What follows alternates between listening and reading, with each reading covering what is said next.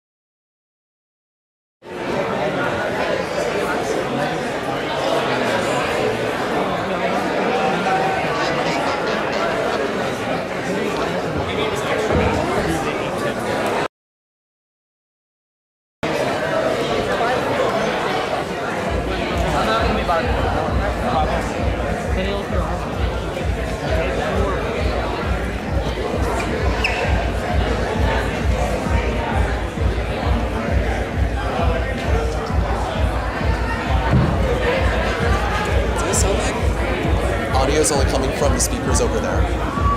Well, maybe Brad can help with that. Yeah. During the match, I think you should, and then did anything that doesn't involve it.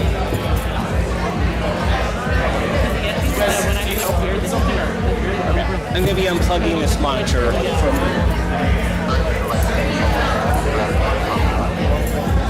But it wasn't working right now because like you're on this.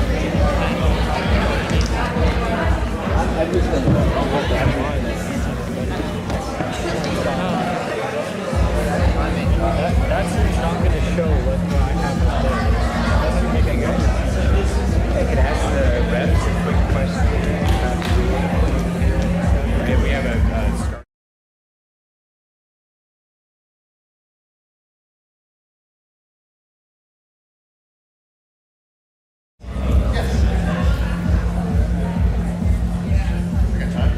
Matches haven't started yet.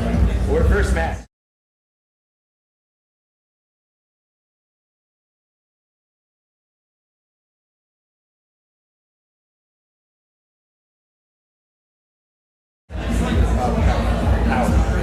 My preference is to single button from the top one. That's great. This one's the match because it has a play. So audio the only thing is Yeah, now. the main reason I asked is we have that when it's depowered, this is strong enough to keep it up. So we have to put another band on it to hold it. And if we start powering, it will just I think it was. I think the movie was that we had this. Like we had this screen together. We switched to everything Is lunch provided or not? lunch is tonight. It is? Oh. we get the robot fully connected, ready to go. Basically, we can have a problem in this room, set it close down, pick you up after you. Just like what they want to do. Okay, cool. Like, should be safe. Thank you so much. Yep. But so on the live stream, we weren't able to like switch because we were on. No, so now you could switch. Yeah, no, now we can. But like without the because it's automatically turned on. Automatically default makes it perfect. The match. Like the match is the It's good now.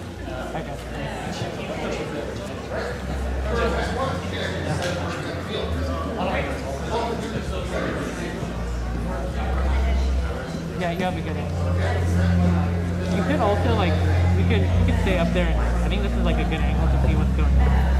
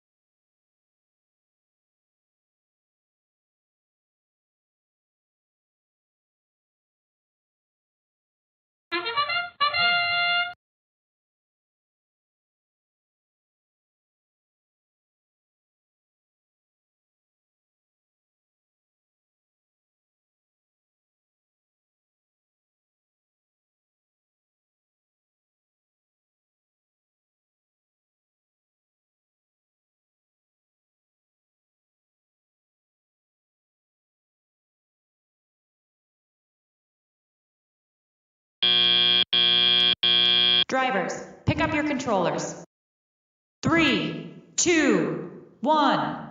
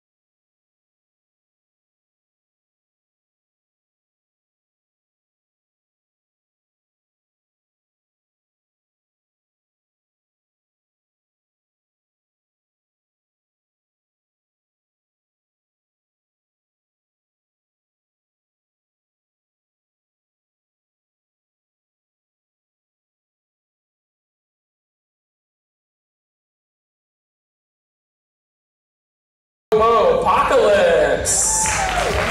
And rounding it out, 26,605. From Fremont, it's Alpha Alternative.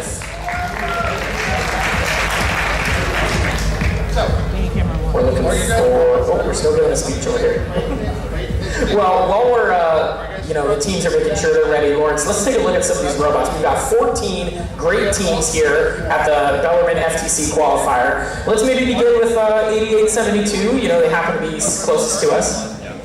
Gotta say, George, looking at 8872, I see a lot of densely packaged mechanisms in there. It's a very simple looking design, but I think there's some cleverness hidden on the inside. Yeah, I'm excited to see the intake and the way that works. All right, let's get this match started. In 3, 2, 1, go! 30-second autonomous mode starting once again. Red Alliance off the rip. 96-14, putting not one, but two samples into that high bucket. Oh, are we going for a third? 1, 2, 3, up. 4. Can I get 5? There's not enough time for 5. That would be silly. They're going for 5.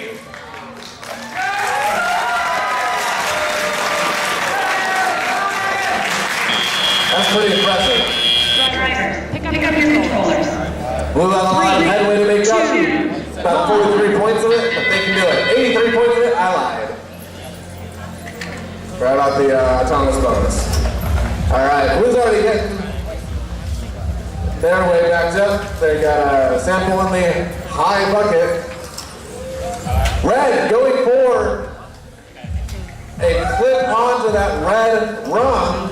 That's going to be bonus points and they turn a sample into a specimen.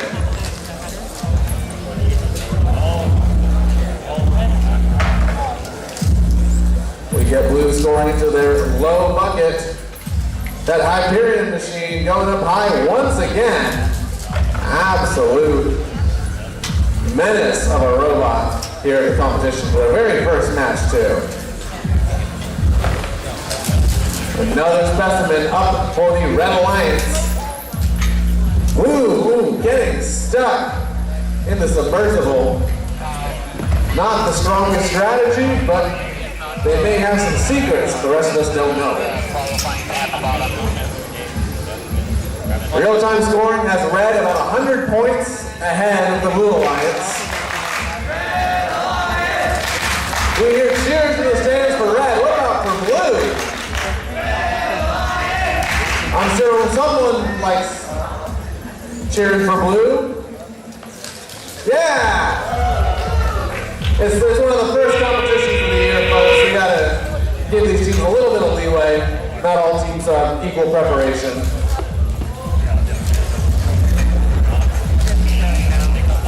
We're down to the last 18 seconds of the match. This is where teams will possibly attempt to make their robots climb up onto the structure.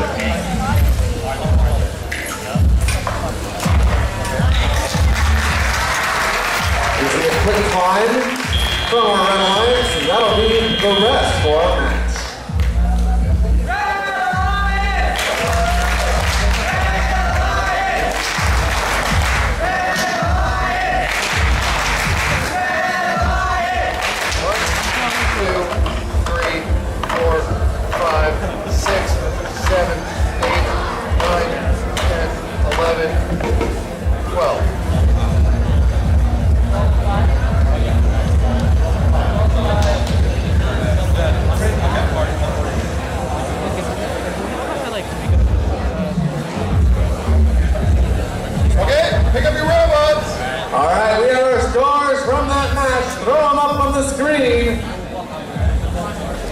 This one goes to the Red Alliance.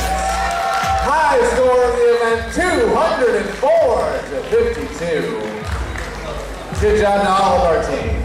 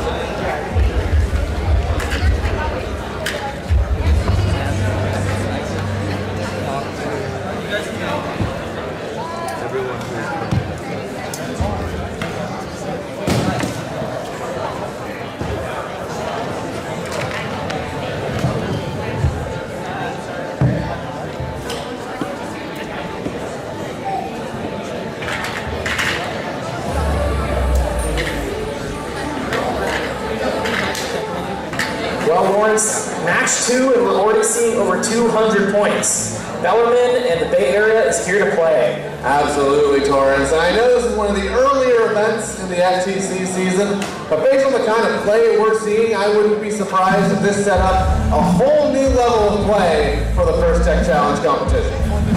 Yeah, I'm really excited to see what match 3 can bring us. A little bit of a preview here. We've got a team I met earlier today, 7390 NSET Jellyfish from Saratoga.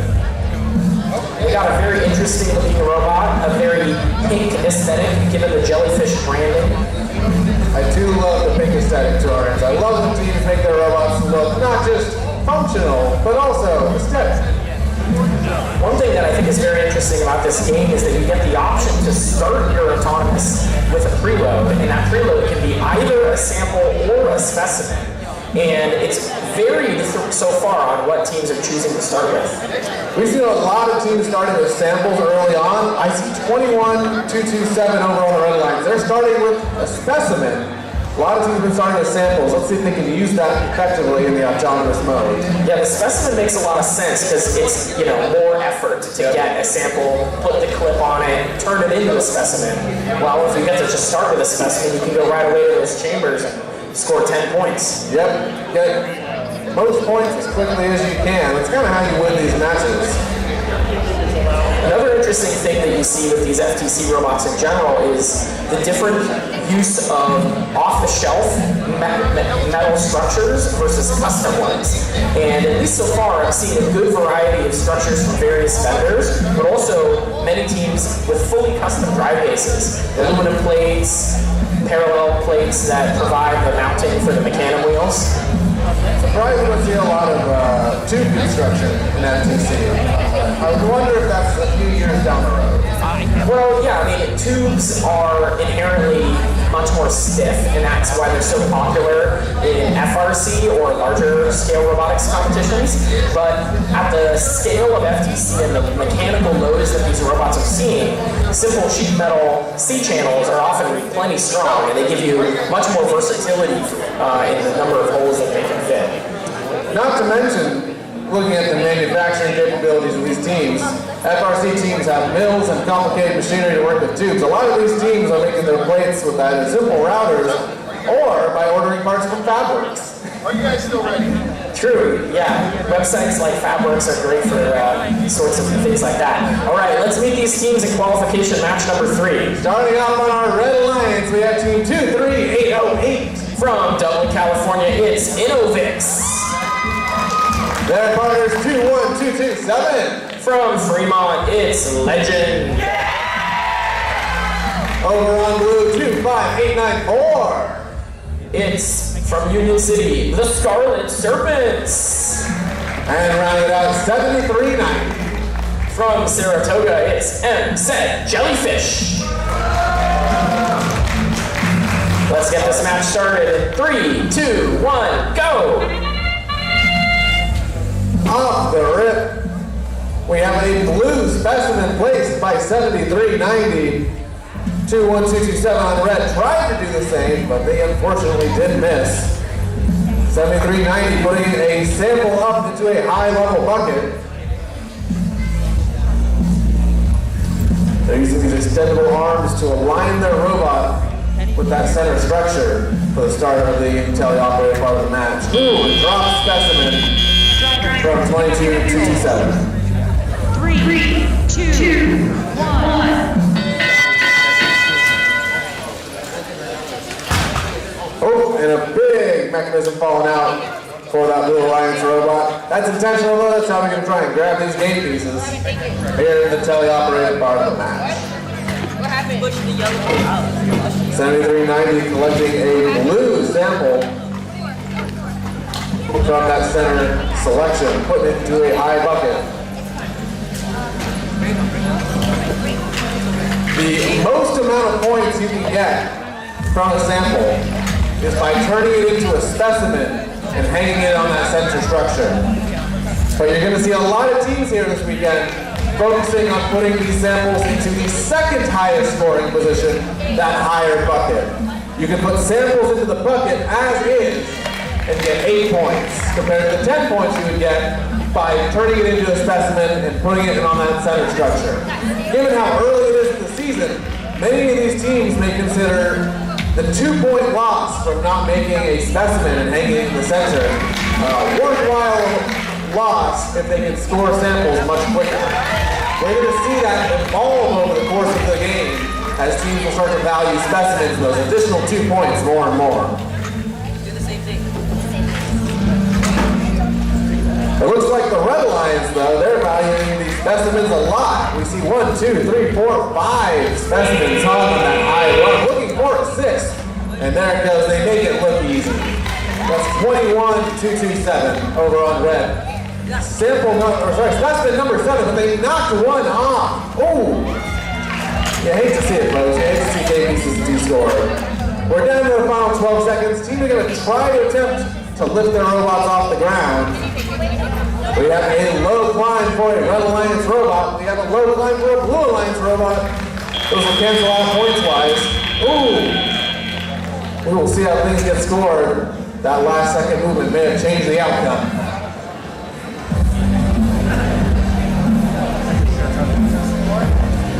Wow, Lawrence, that was a really great match to watch. I loved the Red Alliance's strategy there. They were going just all in on the specimens, but it meant they had a little bit of a ramp-up time at the beginning.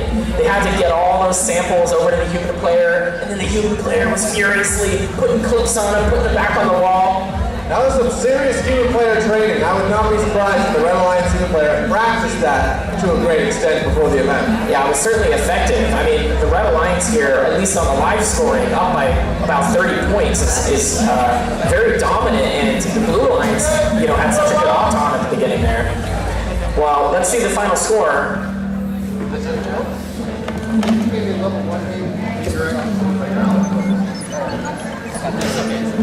Red Alliance wins 106 to 92.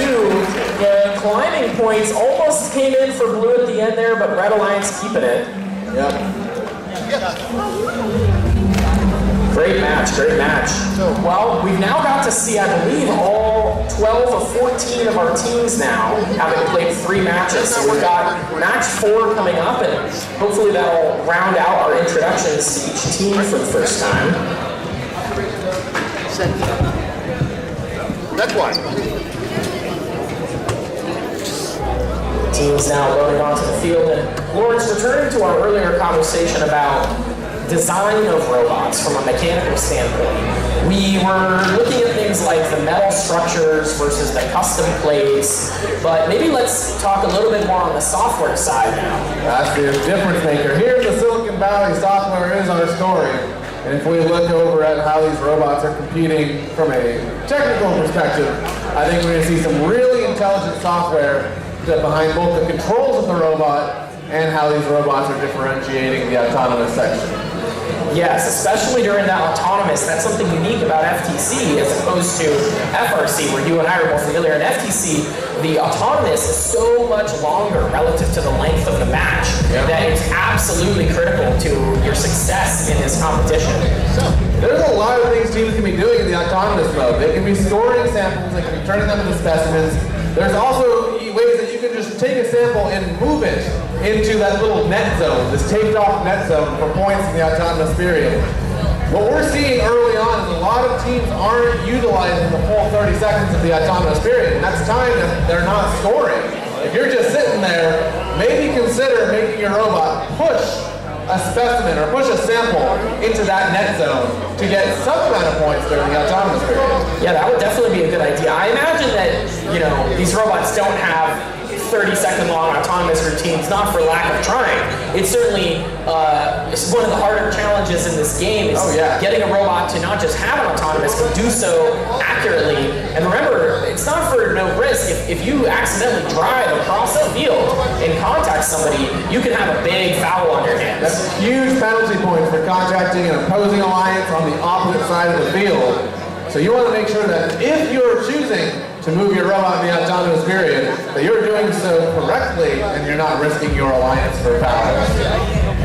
Yeah, but I believe these teams will perhaps even improve in their autonomous routines throughout the day. Oh, absolutely. We have a practice field over in the pits, and I've seen all of these teams there taking full advantage of that resource. Right, we're going to be playing about 18 qualification matches, so that's a good amount of time for these teams to improve and iterate. It's really the engineering whole process as a whole. Yep, that's what FTC excels at, is that iteration. Teams will show up to this competition, they'll show up to each match, and their goal isn't to win everything all at once, but to improve one step at a time. All right, let's introduce these teams for qualification match number 4. Starting off on our Red Alliance, we have 18340. From Fremont, it's Polaris Robotics. Their partners 8872. From Santa Clara, it's the Robopocalypse. Over on blue, 27323. From Fremont, it's the Techno Warriors. And rounding it out, 19631. It's making me hungry, it's the Oreo Bots. You guys still ready? We're getting final cooperation from our ref, but I think we're about good. Looks like we're ready to start this match. Drivers at the ready. Starting this match in 3, 2. Starting this match in 3, 2, 1, go! Autonomous mode for qualification match number 4. Ooh, we see a lift that is stalled underneath one of the buckets. It looks like Red Alliance is pushing samples into their specimen transfer zone. I forget the name of that. They're going to prepare for the beginning of teleoperated, which starts in 2 seconds. 1 second, and... Driver, pick up your controller. 3, 2, 1. There we go. Blue Alliance 19631, starting off strong with a sample in their high bucket. Something isn't functioning correctly with the robot though. They're working on getting that to settle correctly. Their partners are working on collecting some samples from that center part of the field. Over on the Red Alliance, elevator goes up, out, and score for 18340. They've got a little graspy claw down a little 4-bar mechanism. So it's very cute. I love FTC robots. They're adorable. Up and Adam out for the Red Alliance. Their partner's going to do the same. More samples from that high bucket. The teams here have been very effective at scoring high bucket samples. I'm almost curious if we're going to see this bucket fill up over the course of the elimination matches today. And if the bucket gets too full, where else to store them but in that center submersible? We may see teams pivot from the high bucket to that sample-driven submersible due to space concerns. Which would be a great thing to see this early in the season.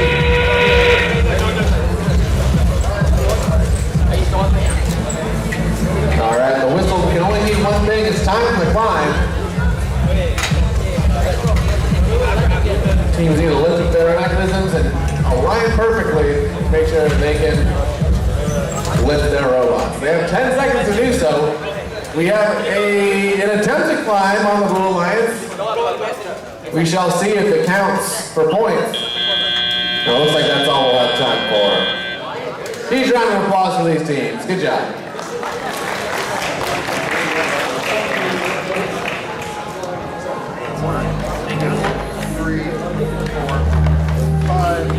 So Lawrence, did you see anything particularly notable in that match? I saw a couple things particularly notable. I think that this happens in robotics competitions, but early on in the match, we had a Blue Alliance robot managed to have a technical issue, and I can definitely say that affected the outcome of the match. We'll see if Blue was able to make the recovery, or does the victory go to Red? Set that up quite well, actually. 66-17. Red Alliance did a great job in that match. Blue did a fantastic job as well. They were down one robot, and that's just how the cookie crumbles. Yeah, Red Alliance there was a really dominant teleop performance. What were they doing exactly that got them such a lead? Red Alliance did slow but consistent scoring in that high basket. And the problem was, Blue tried to do the same, but look at where that Blue Alliance robot had unfortunately died. It died right in front of those baskets. So their partners didn't have the reach to score over a dead robot. Oh, that's a heartbreak for sure. Yeah. You know, with only 18 qualification matches, honestly, having a consistently good performance is more important than having highest peak performances. Yeah, if you're looking to get into the elimination rounds and make it farther later this afternoon, our advice is simple. Keep it simple, be reliable, do what you do and do it well. I'm sure that team is going to do a full root cause analysis into how that robot ended up dying under the basket. Oh yeah, failure mode analysis, root cause.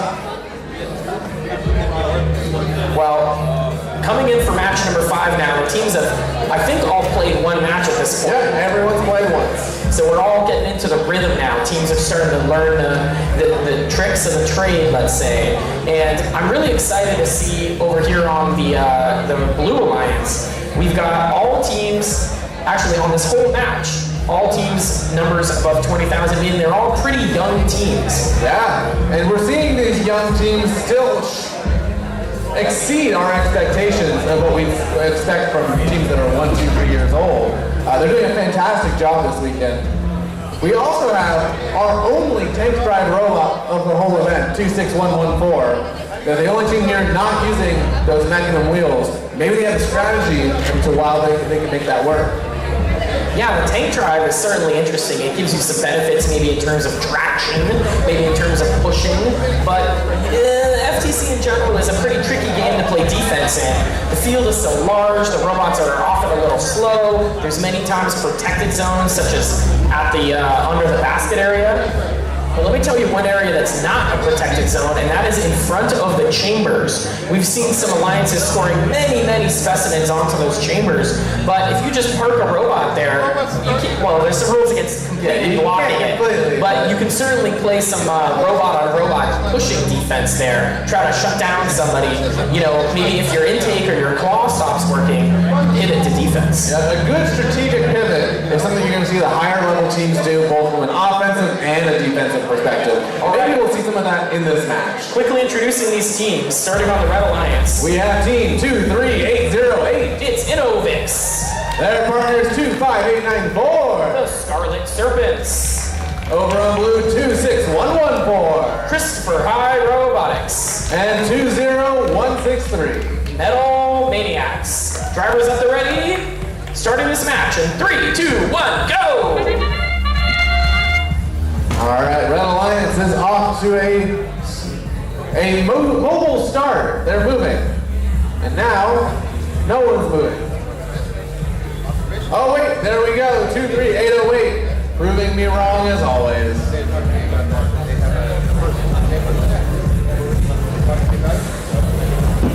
Really good music we have.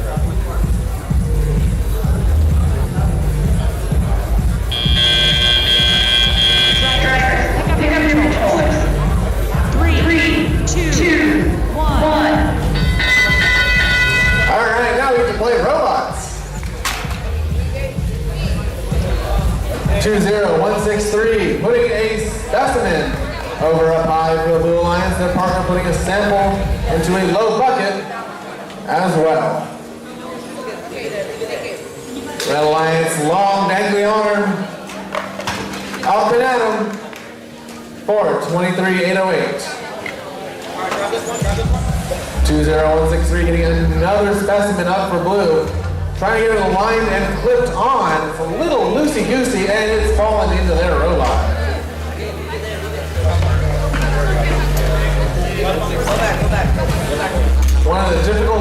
throwing specimens up onto that higher rack is that your clip actually does need to deform the plastic a little bit. The clip is smaller than the tube you put it on, so you gotta push it on there with some kind of grip. Are you going up the back? Wait, We get a high bucket score on the Red Alliance, a low bucket score on blue. Real-time scoring has the Alliance's close 3-point differential with red in the lead, but it's anyone's match with 40 seconds remaining.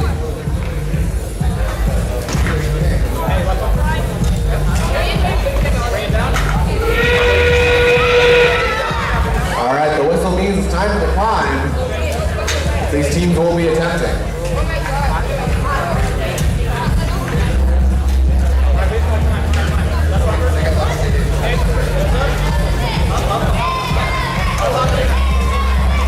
All right, we're looking for another high goal sample for the Red Alliance from 23-808. With 5 seconds remaining, will we get a climb in this match?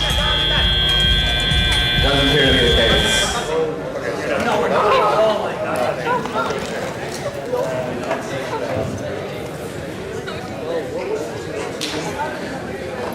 What a close match, but neither alliance looks like, fully able to climb on that low run, but they were oh so close. Even if you don't fully climb, you do get points for grabbing that low bar. Even if you're still touching the ground, you're grabbing and contacting that bar, you get points. Unfortunately, it looks like 26114 is not contacting the bar, or at least wasn't when time hit 0. The referee said that they did not get those points. Very tough, very tough. Let's see the score. Okay, so this is in order to get level 1. It goes to our Red Alliance, 44-25.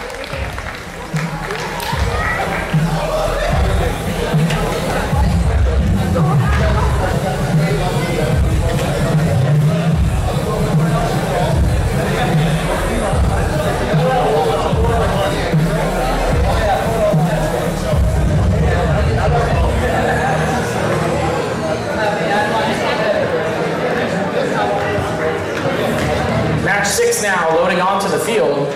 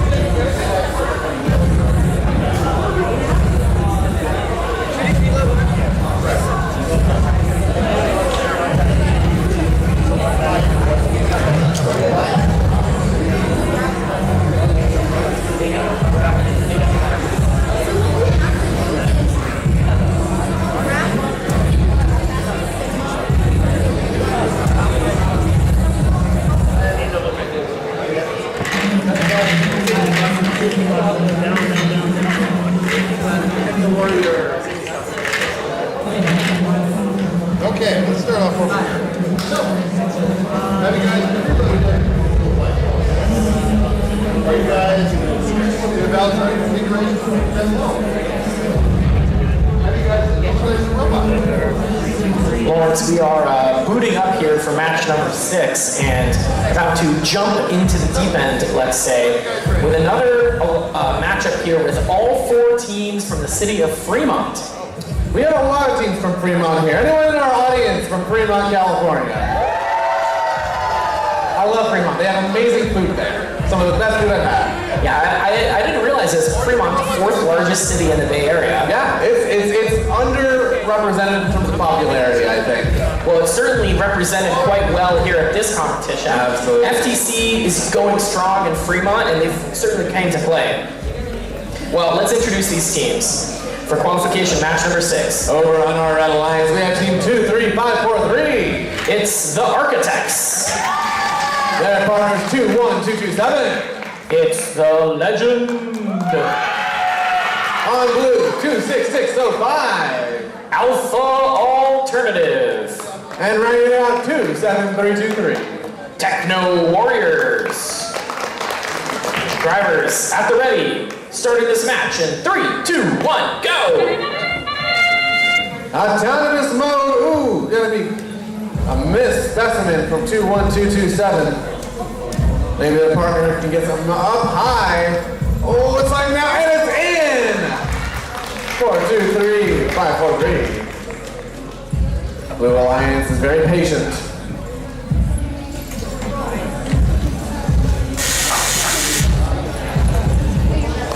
Going for a second. Oh, a little loosey on the goosey over there. Pick up your controllers. 3, 2, 1.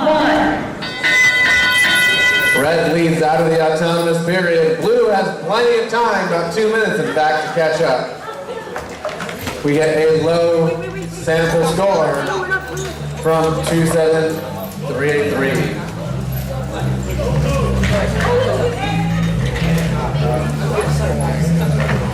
Oh, one of the blue robots does not appear to be moving. A bold strategy. We'll see how that plays out for him.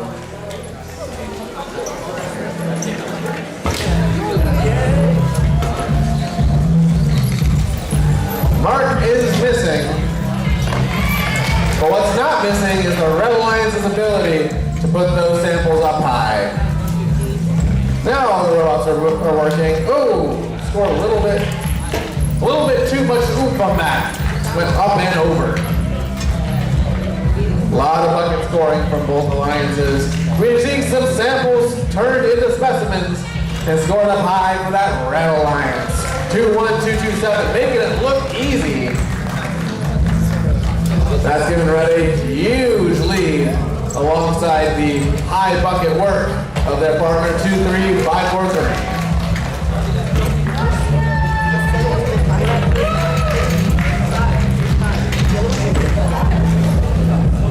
We have 1, 2, 3, 4, 5, 6 specimens up for the Red Alliance. They're going to try and make it 7. 7 it is. 20 seconds remaining. Teams are going to attempt to climb. Or not. They're just doing so well from scoring. Who needs to climb? We're going for another high sample into that bucket for Red. Up and in. 5 seconds remaining. Will we see some high level climbs and a low level climb? Oh, and it looks like a second low level climb for the Red Alliance.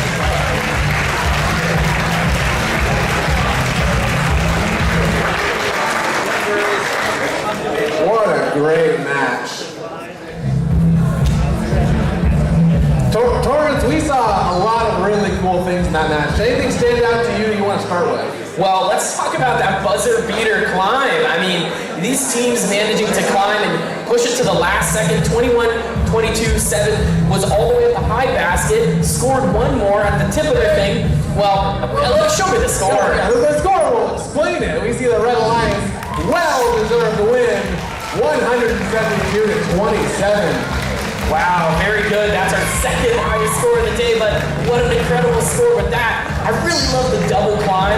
I'm excited to see that once we get to the playoffs, but something I also saw, Torrance, I really appreciated how Red was splitting up the task of scoring the specimens over on the submersible and scoring the high bucket samples between their two robots. They're able to keep out of each other's way. They're able to coordinate as an alliance.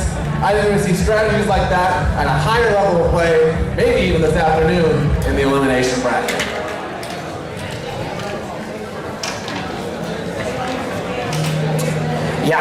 yeah, maybe let's place a little wager here, Lawrence, with the limited information.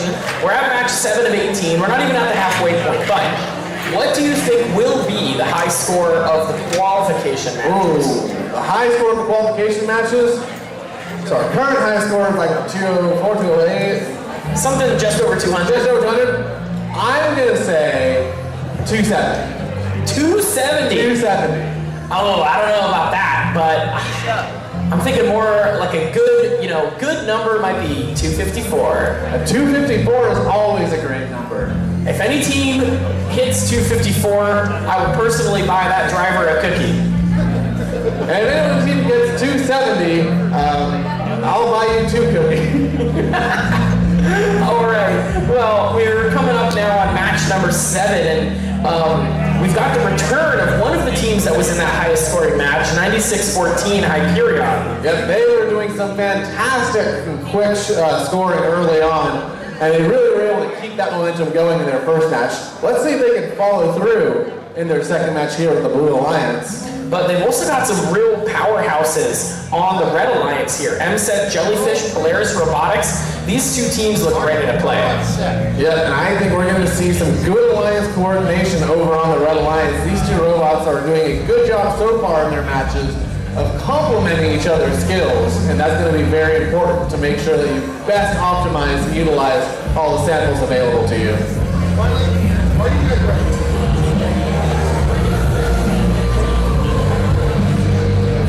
Another interesting thing about this game, Lawrence, is just the randomness from the submersible zone. The theming being that the robots are into the deep and looking around for various samples. But, the randomness by our field reset crew, you can see some samples leaning up against each other, randomly oriented. The distribution of yellow, red, and blue samples is effectively randomized, but in a seemingly fair way. I don't see it being offset towards one side or the other in any match. Yeah, I think the left-right bias seems all right, but the orientation challenges that come from this randomness, there was a team earlier, it might actually be Polaris, who has an extra servo on their intake claw and a camera that looks at the samples and automatically orients the claw in kind of a yaw left-right orientation to optimally grab the sample. I didn't even know that. That's awesome. Yeah, I'm excited to see. Well, let's meet these teams. Starting off on the Red Alliance, we have team 7390. MSET Jellyfish. Their partners 18340. Polaris Robotics. On blue 9614.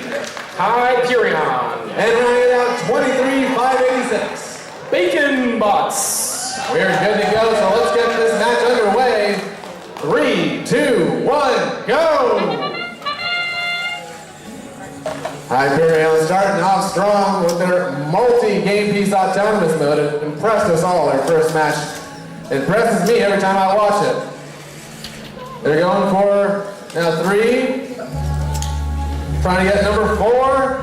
They have 12 seconds left. Number 5 off their partner. Oh my goodness, that is incredible.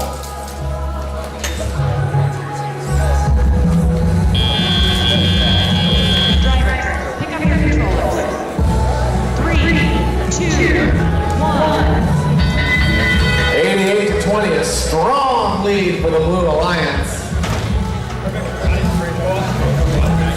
It could be possible that we see a 100+ point autonomous mode if we see Hyperion with the right partner in the elimination rounds. Or even in a qualification match, if we can get lucky. Maybe they'll score 254 points. Maybe they'll score 270. Either way, someone gets cookies.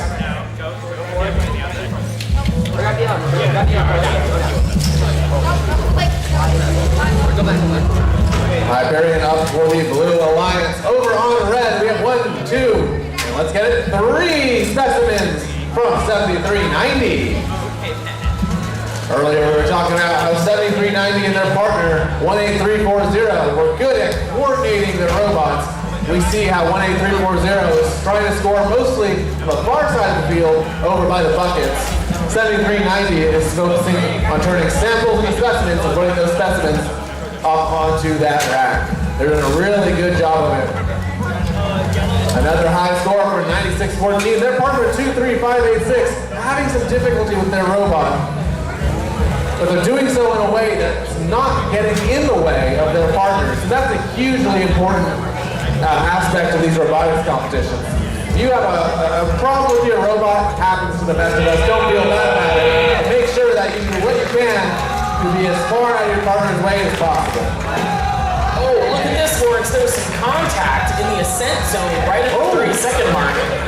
Red Alliance and Blue Alliance contacting in the Blue Alliance ascent zone. That's going to be not good for the Red Alliance. Yeah, remember, contact inside the opponent's zone can be worth foul points. We're down to 5 seconds remaining, looking for a climb. But what is good for the Red Alliance is this climb. Blue Alliance, though, contacting both runs. Ref's going to make a determination on that.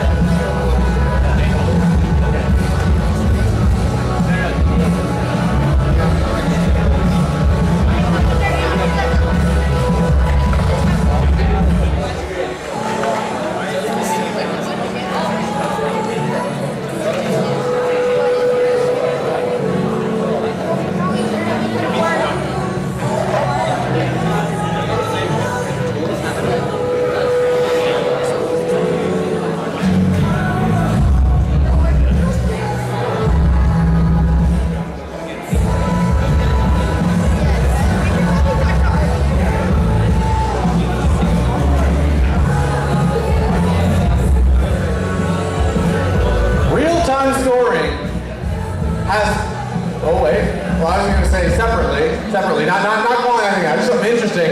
Real-time scoring has both scores over 100 points. That's a strong 2 alliance regardless of what happens in the outcome. Very true. I mean, this could be our highest combined score, which is certainly an accomplishment for all 4 teams on the field. Yeah, our referees do have a fair bit of deliberation because there was some creative strategy in that match. We want to make sure we call everything appropriately and follow in the rules. addition to that contact towards the end, there's also an interesting call that has to be made on the contact of the level 1 run during autonomous mode is another thing that can score you points, so the refs are double checking the ruling on their interpretation there as far as awarding that climb or not.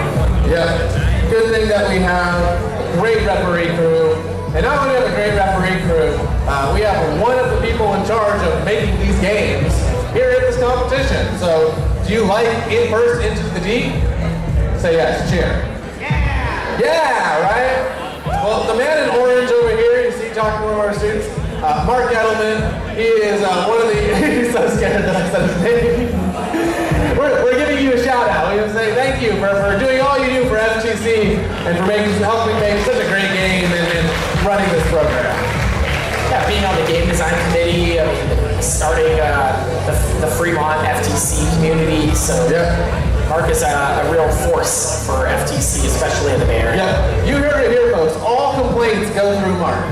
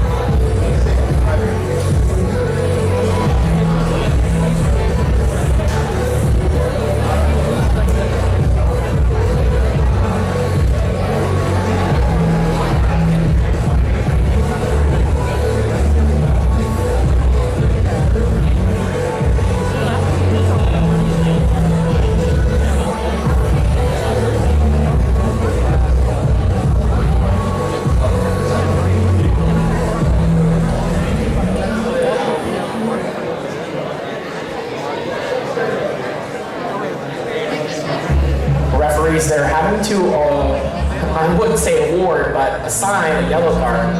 Well, let's see the outcome. We're not ready yet for the outcome?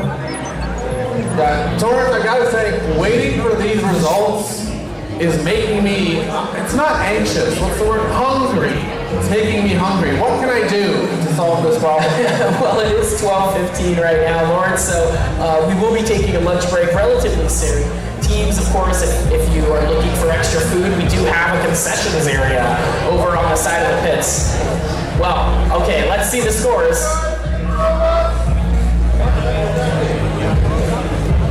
Scores up on the goal, up on the board. Adam, thank you. Woo! 107 to 121. Over 100 points, highest combined score we've had so far. Fantastic scoring from our Blue Alliance. Yeah, 23-586 there. Did get a yellow card, which on its own is not a problem. It is a warning.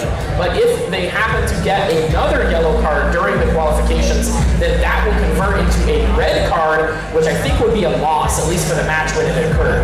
Yeah, if you want to avoid stacking those cards, generally we want to give the warning first, but do not take it lightly.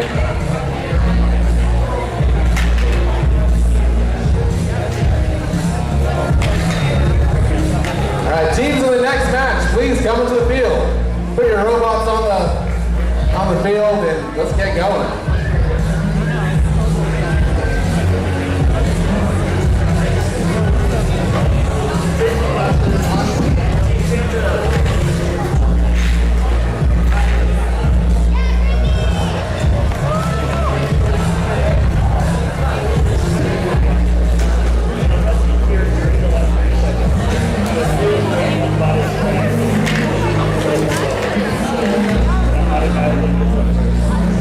Match 8 coming up here. Blue Alliance, I almost feel like I'm seeing double.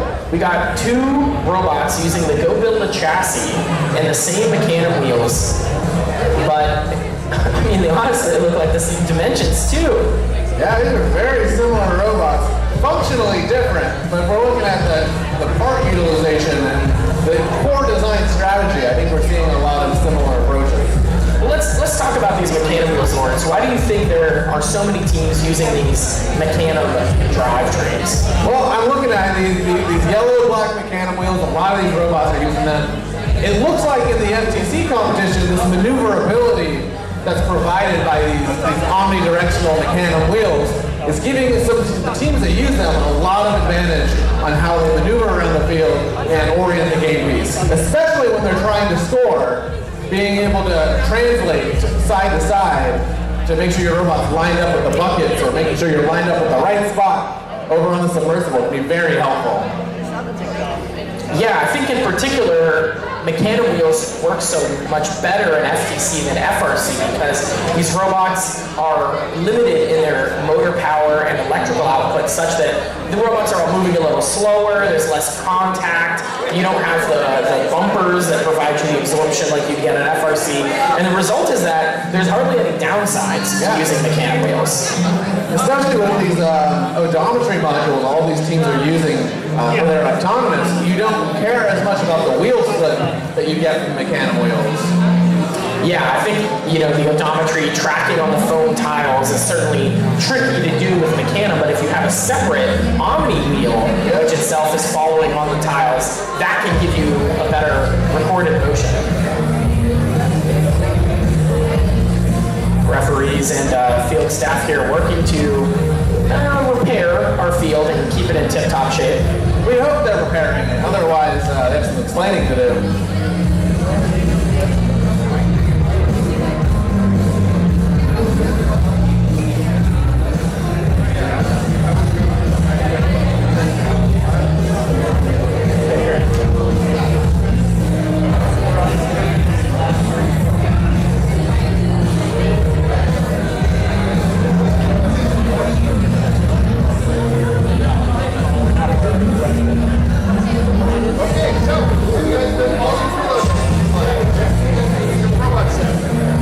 These teams getting ready for this match. One other thing that Lawrence, that I think is interesting to look at here is a lot of these teams have vertical lifts or telescoping, extending horizontal extensions for their intakes. And I always think the way in which you manage the electrical cables, the wiring for that, is something that can maybe tell you about the larger quality of the robot. Yeah, we see a lot of the teams that are performing better and being more reliable having electrical sheaths or wiring sheaths. And we'll see how that plays in this match. Yeah, let's introduce these teams quickly. On the Red Alliance, we have 27323. The Techno Warriors. Their partners 23808. Innovix. On blue 26605. Alpha Alternative. And 19631. Oreo bots. Milk's favorite team. Nothing? Okay, here we go. Drivers up and ready. Starting this match in 3, 2, 1, go!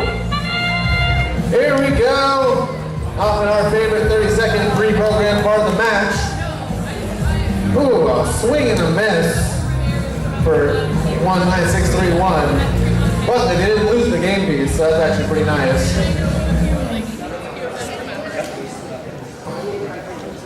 Autonomous mode, looks like Red's in the lead by 3.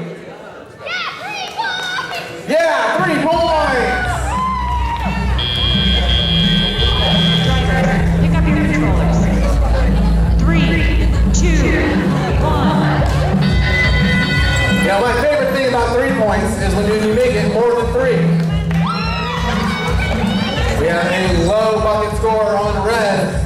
Blue looking to do the same, maybe even in a high bucket.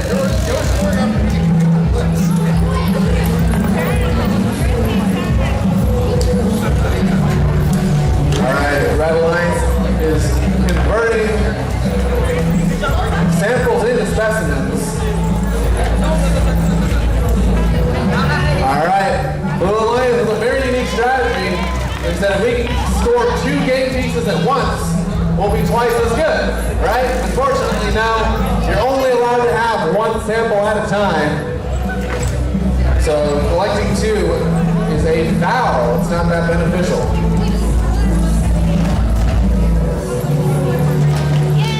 Red Alliance 23808 scoring a specimen for their alliance. That's going to shoot Red ahead by 10 points. Ooh, Red sample scored outside the field. Currently worth 0 points, but wait for game update 500.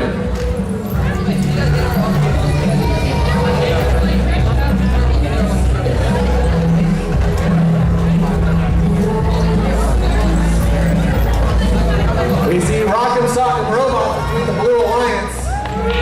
We typically recommend not getting caught inside your partner. Oh, some cooperation within the alliance.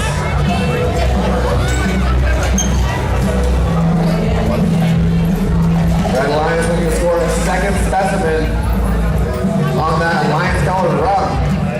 They have 8 seconds to do it. Real quick scoring has Blue in the lead in these last seconds. That could be the difference maker. We'll see what the referee says in just a moment.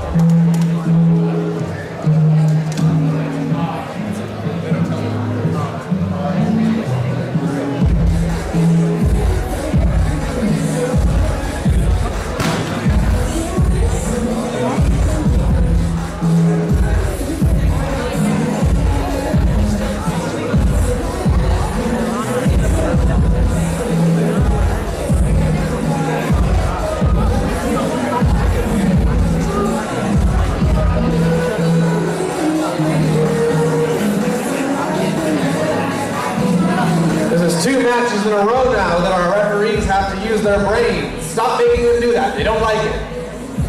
2 points separate these 2 alliances.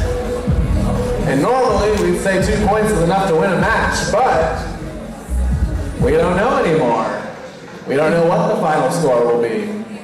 Maybe it'll be 270 points. And someone gets cookies.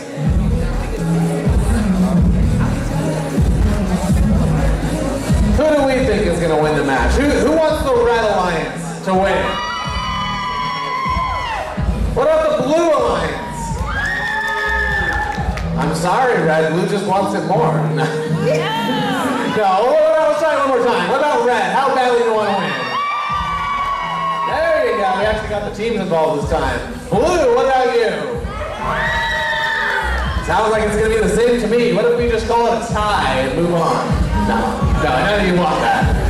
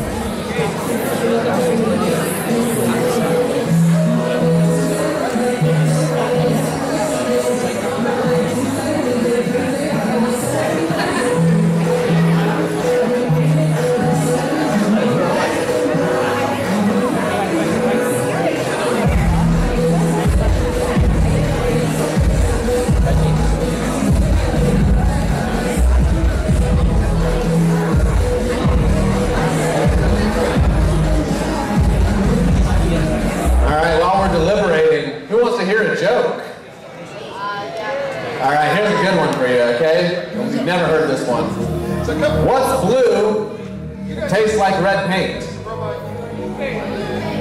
No, my brother's cooking. And you guys have just been doing No, I'm joking. It is blue paint, but what does blue paint taste like? Why do you know what paint tastes like? Don't drink paint.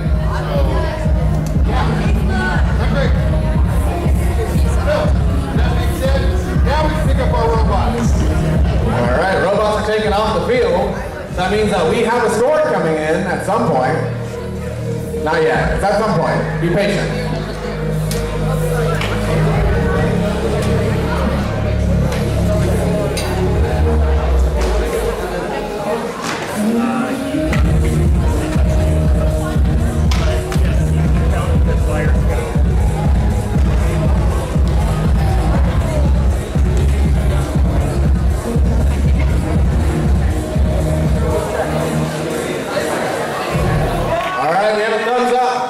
I mean, we're going to see the score. It'll be a close one. This match is going to the Blue Lions. 76-47 with 30 foul points. Yeah, the fouls there. Gracious, with a lot of fouls. Definitely helping out Blue. Red Alliance with a variety of fouls there. One of them was control beyond momentary of 2 game pieces. That is not allowed. Yep. Unfortunately, those fouls did make the difference. Without those 30 points in fouls, it would have been a 1-point difference. Yeah, but you know, you gotta play fair. You gotta, if you have a specimen somewhere stuck on your robot, the rules say that you cannot pick up another specimen, but maybe you should pivot to playing defense or something like that. Absolutely. Being able to recognize that and change strategies on the fly is what makes the best the best. Well, speaking of the best, let's introduce this next match. Yeah, sure. Let's do it, Lawrence. Match number 9, I believe. Yep, starting on Red Alliance 20163. From Folsom, it's Metal Maniacs. Their partners 25894. From Union City, it's the Scarlet Serpents. On blue, we have 7390. From Saratoga, it's M-Set Jellyfish. And 23543. From Fremont, it's the Architects. You know, Torrance, I noticed something very interesting looking at these two alliances. Both Red and Blue Alliance have teams with 2, 5, and 4 in their team numbers. That's interesting. Would I rather have 2, 5, 8, 9, 4 or 2, 3, 5, 4, 3? You can choose where do the 2, the 5, and the 4 go? But they're all, it is in order, 2, 5, and then 4 in each. Yeah, I guess we'll call that a draw in this case, but maybe we'll see which team has proved themselves to be the better 2, 5, 4 carrier. Yeah, the cheesiest team. The cheesiest team indeed. Well, I'm excited for this match because we've got two of the teams with one of the best brandings and aesthetics on this field at the same time here. Absolutely. On the Red Alliance, you've got 2-1-2-0-1-6-3, the Metal Maniacs, going for the tried and true variety of gears. Blue Alliance has 7390. That's MSET Jellyfish. We're going to see which of the aesthetics is going to win the match. Let's see it. Drivers at the ready, starting this match in 3, 2, 1, go! All right, Pretty in Pink, 7390, scoring a specimen up high for the Blue Alliance. We got the double dip forward from their partners.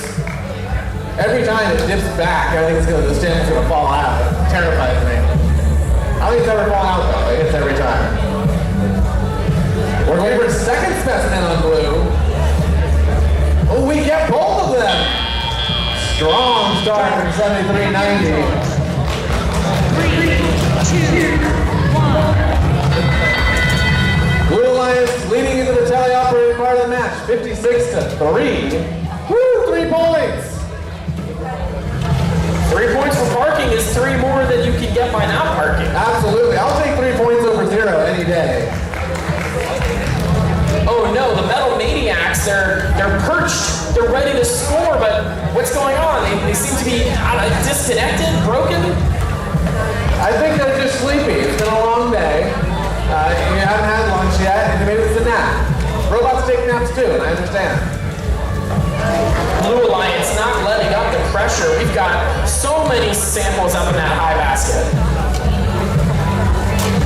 Oh, we see a mechanism from 25894 getting a little ripped off by accident. Happens to the best of us.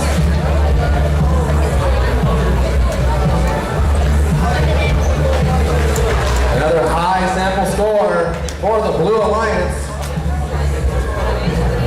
from 23543. And another one. I love this little slide mechanism. Yeah, but luckily, 7390 there with the picking up of the specimens, the human player is able to accurately place it in the perfect spot for the robot to grab it. Let's see if they can score it. Yeah, that's something you can tell they practiced. Oh, very close with that drop specimen from the Blue Alliance. 25 seconds now as the robots are getting ready to climb. Another high goal sample for 23543. Here comes the architects. Let's see if they can architect this double climb with 8 seconds remaining. Looks like we have 2 low climbs for the Blue Alliance. And that will be our match. Blue Alliance here might be putting up a monster score. They were really uncontested in this match, unfortunately, with the Metal Maniacs somehow dying in quite possibly the worst spot to die on the field. Yeah, that was rough for their alliance, but these things happen and you just got to know how to play through it and move on to the next match. Fair enough, fair enough. All right, let's see the score. Who's it gonna be? It's the Blue Alliance, 183-16. That's gonna put those teams higher up in the rankings. You've got a 3rd seed here. Let's maybe take a look at the overall rankings.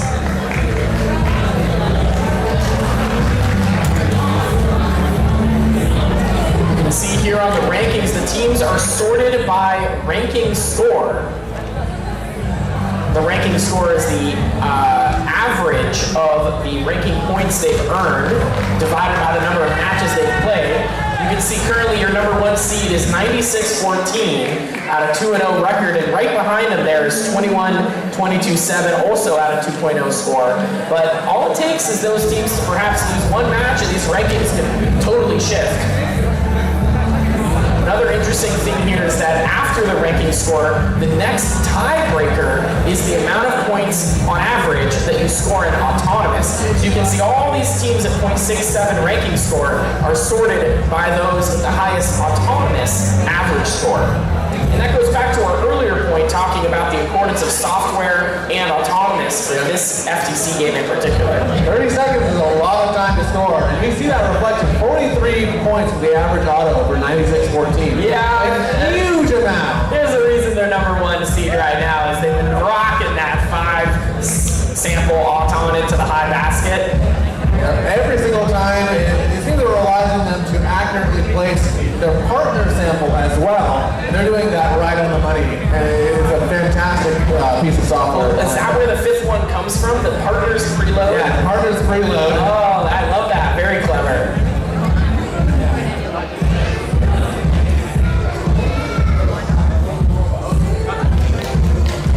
Well, these teams are gearing up now for match number 10. Let's introduce these teams. I think it's about time to introduce these teams. It is or isn't?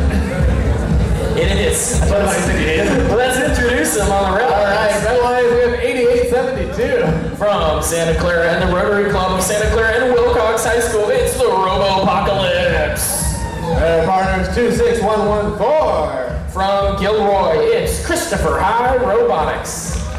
On blue, our number 21227. It's a pair from Fremont. Starting off, it's Legend. A lot of twos.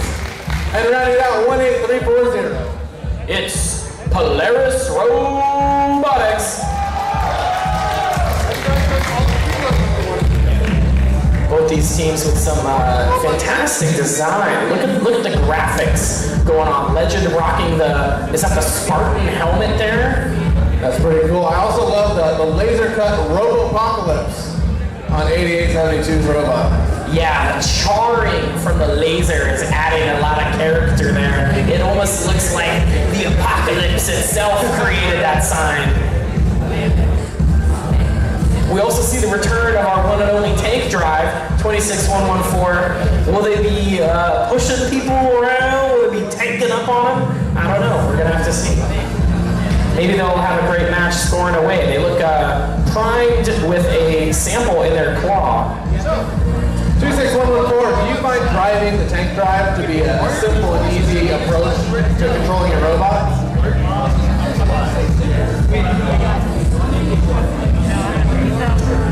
Are you guys ready to go? When it comes to driving with a tank, it's a little more complicated, a little less intuitive, because you have to think that you're not able to. You have to turn before you start going horizontal. Very good. Let's see how it plays out. Starting this match, drivers ready in 3, 2, 1, go! All right, robots unfolding for the autonomous period. We get a specimen scored up high for the Blue Alliance. Ooh, going for a high specimen and going for the bucket. I like it.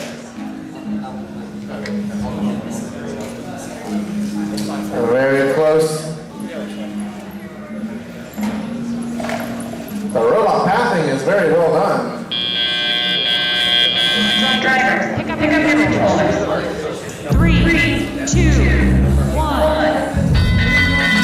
All right, 36-9 out of autonomous. Blue in the lead.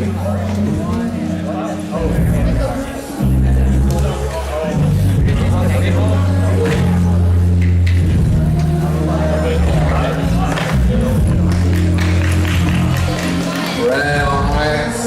They're collecting these yellow samples, looking to score them up high into their bucket.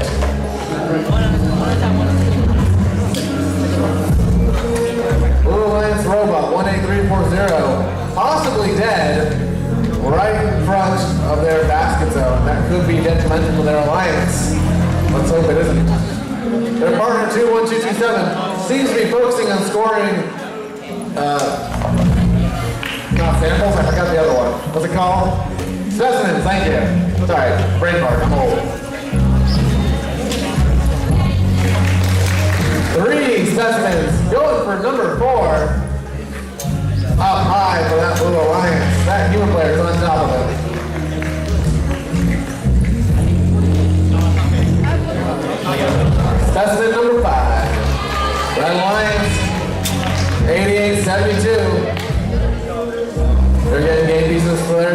26, 11-4. Hit and drop. More specimens. Ooh. One of them got stuck. That's funny. Down to 20 seconds remaining in this match. 2-1-2-2-7. Scoring up to that high bucket. Showing they're quite the specimen themselves. No laughs, alright. Tough crowd. 3 seconds remaining, 2, 1. Buzzer beater climb from both alliances. That will be our match.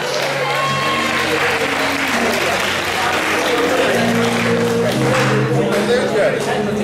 Didn't contact anybody.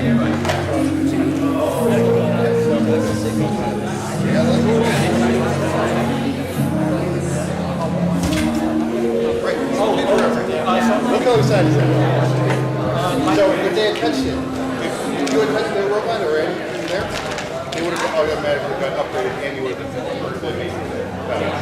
You guys got lucky.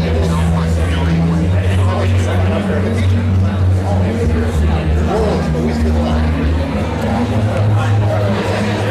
This is just a little announcement, but because we started a little late, we're going to keep the matches running a little bit and take our lunch a little later in the day. So there will still be a lunch break, but it's going to be maybe not for another 20 minutes or so. So teams, please keep queuing, and we're going to keep playing matches until next 1 o'clock. It looks like this match goes to the Blue Alliance. 121-63. A good clean match, you love to see it. No fouls either side is how I like it. Well, let's get going with our next match. Loading onto the field for match number 11. Let's get the teams for match number 11 onto the field. Match 11 onto the field.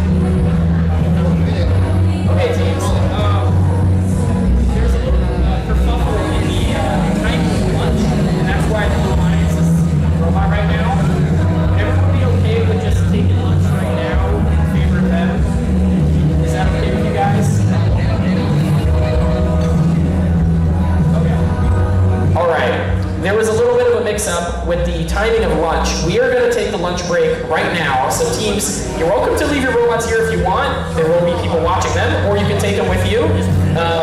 But you will be the first match to play after lunch, which will happen, let's say, 1:30 or so.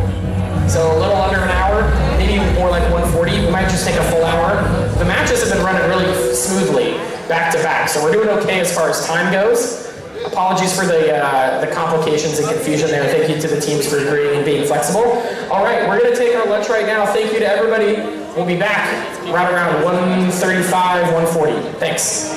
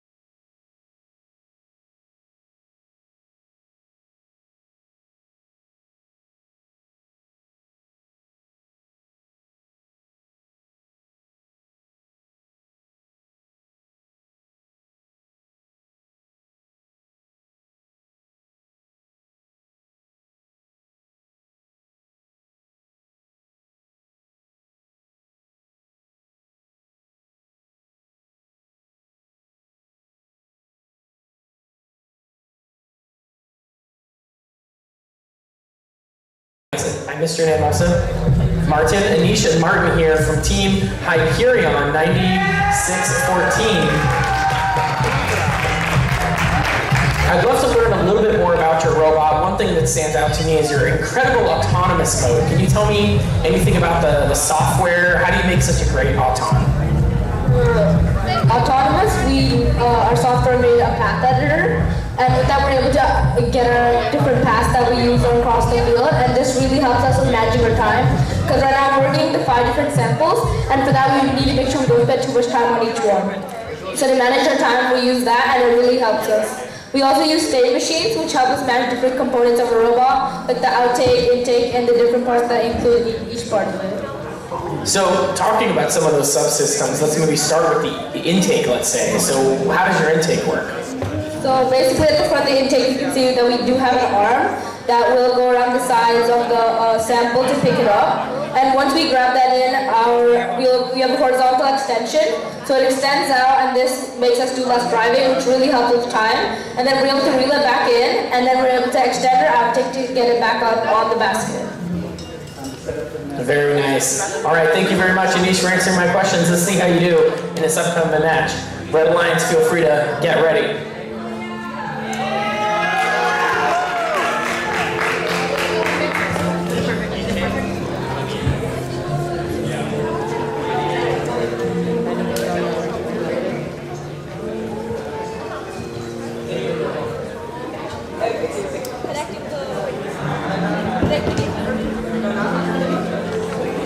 So you guys are gonna get the red one, and we'll get the yellow one. So you can get.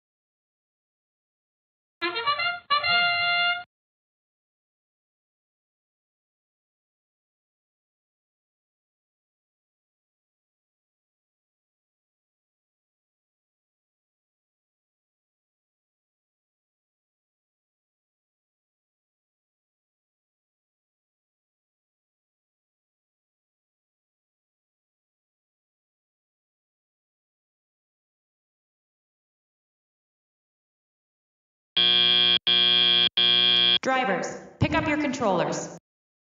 3, 2, 1.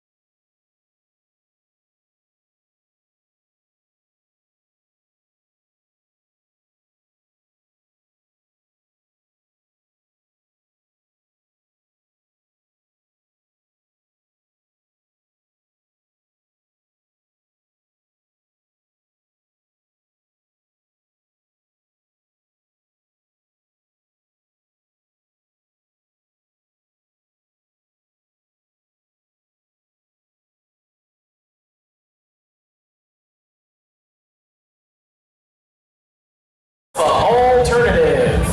The alternative robot on their alliance is 26114. Also a rookie from 2024, it's the Gilroy Christopher High Robotics. Over on blue, 7390. This team has been around for coming up on 11 years. It's M-Set Jellyfish. And running it out 19631.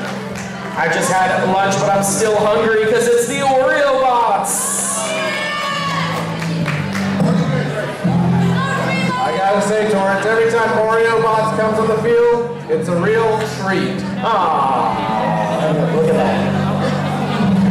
All right, these robots look ready. Drivers ready. Starting this match in 3, 2, 1, go! We've got a good out-town display lined up for you folks, 7390.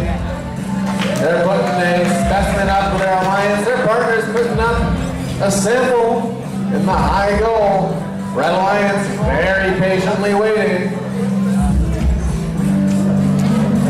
7390, they have 8 seconds remaining. Can they get a second specimen lined up? Possibly. Ooh! Left on top of their robot, but they can't get it off. 3, 2, 1. All right, ooh, 7390 working on getting that second specimen off. Looks good. We have a high goal bucket score for 19631.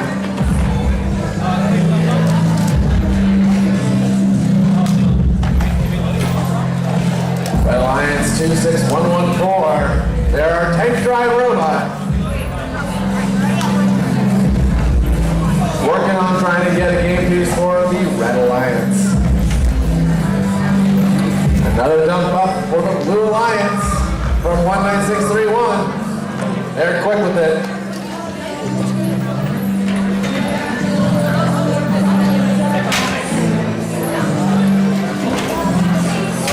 $73.90 trying to get a third sample up for Blue. Alignment's just having a little bit of trouble. There they go. Their partners get another high sample score. Real time scoring, a minute remaining in the match, 111 to 16. Not the closest match we've seen, but it's not over yet, folks. A fourth specimen for the Blue Alliance.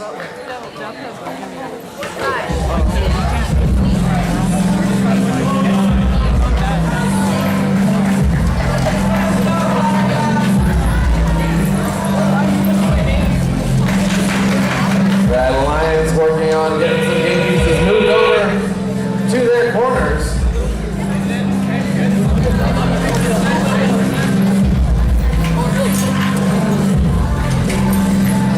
Red's going up high into their high-level bucket. Can they get the game piece in it? With 12 seconds remaining. Oh, it goes to the low. Hey, that counts for points. We take those. Standard 390 going for a low-level climb. 26-114 doing the same on red. One of the fastest climbs to that 26-114 machine. That's our match, folks. We'll have scores for you in just a bit.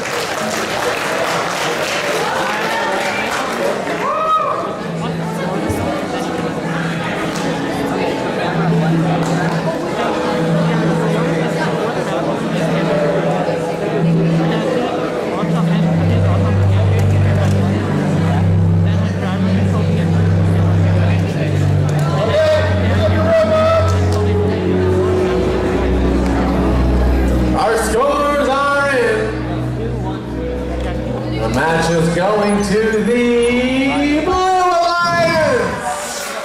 155 to 56, a 99-point differential there. Another couple fouls in that match, but didn't seem to be too big of a swing there. But a great score coming out of the Blue Alliance. Really working well together. You love to see it.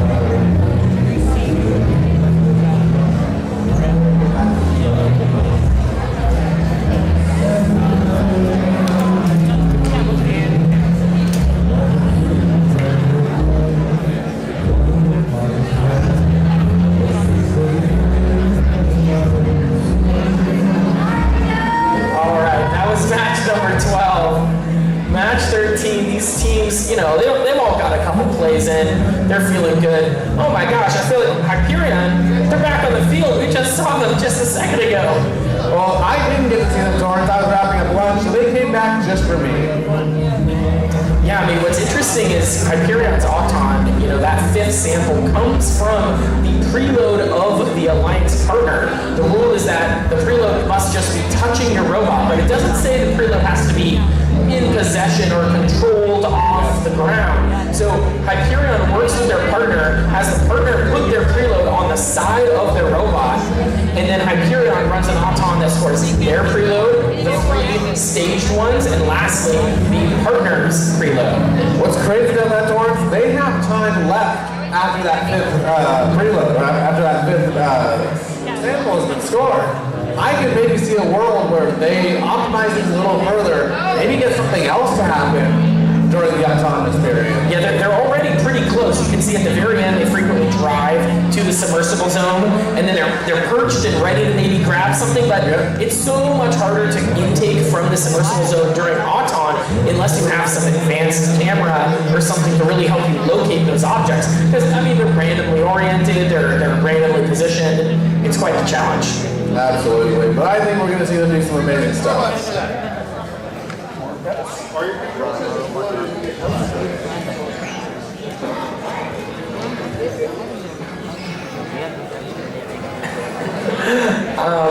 One thing I'm particularly excited for in this upcoming match number 13. Are you guys ready?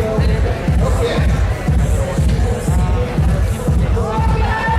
Is we've got a pair of teams here, both founded in the same year, 2014.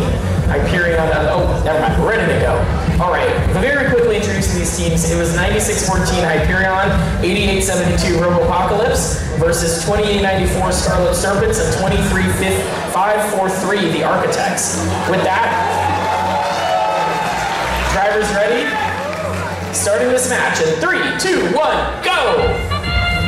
Alright, folks, we got a treat for you today. Torrance and I made a bet earlier. That bet was, would it be possible to have a high score, maybe 254, maybe a high score of 270 is what I bet, in a qualification match. This may be one of our best chances to see that. You know, Lawrence, we have a potential big ruling here. Hyperion unfortunately dropped their preload, that first sample they tried to score, and now it's inside of the robot. Oh no, never mind, I spoke too soon. Then the rest of their autonomous works, they complete scoring of the other ones, but you're not allowed to control two samples at the same time. Yeah, So they got loose, but they're actually in the clear. they're back in action, but the referees are going to have to take a close look at what happened in that autonomous period. Bellarmine, though, scoring well, quite well so far, as they're all going for the high basket. Hyperion's having trouble. They've been trying to intake this one game piece, and every time they manage to get it, it gets stuck in the robot. Let's hope something wasn't damaged. All I know is the chances of cookies are getting slimmer and slimmer. On the Blue Alliance, it's the Scarlet Serpents doing some 360-degree spins. Maybe they're having some intake trouble, but perhaps they could go play some defense or something if the rest of their robot's not quite working. Blue Alliance 23543 has been doing an absolutely amazing job. Just carrying this alliance. They had a little slider dump mechanism, and it's working really well. Real-time scoring, 69-79, a 10-point differential between blue and red. Yes, this is an incredibly close match. I mean, this is your number one seed right here, currently barely holding on to a lead. It's all going to come down to the Architects. If Blue Alliance can make this win happen, ooh, every time I speak. But you can't forget that the Red Alliance has some climbing endgame opportunities here.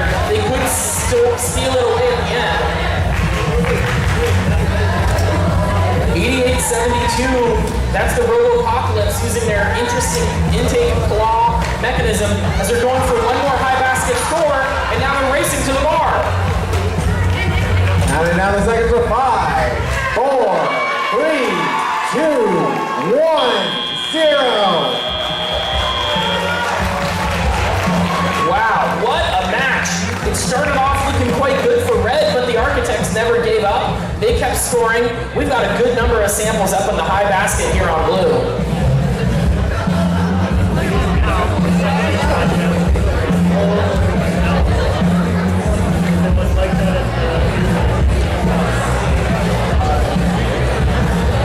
Red Alliance, though, with that buzzer beater climb by Hyperion might seal the deal for them. Unfortunately, the Scarlet Serpents there just couldn't seem to quite get the groove going. Yeah, there definitely seemed to be some lack of coordination on both alliances, really. We had the robot wasn't really making the moves on blue. We had robots on red just dropping game pieces.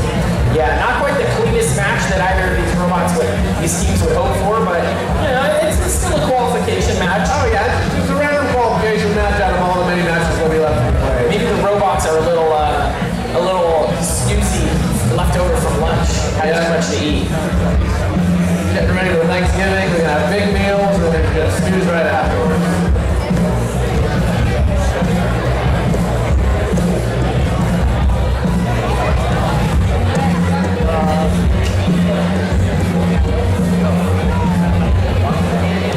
Okay, we've got a score.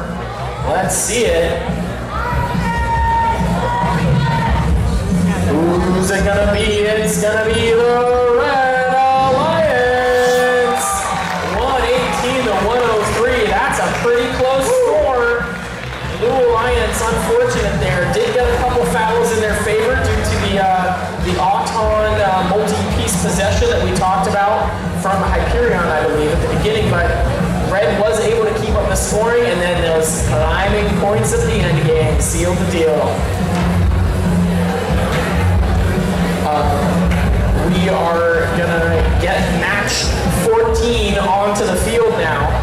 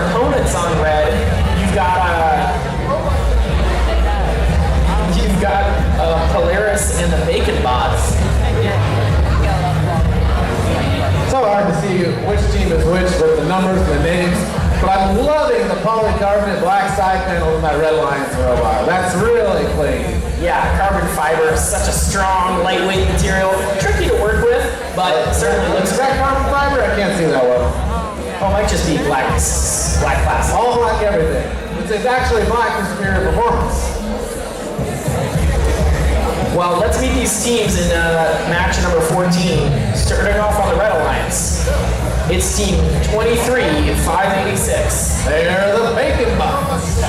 Joining them, it's team 18340. That's Polaris. On blue, it's 21-22-7. They are Legends.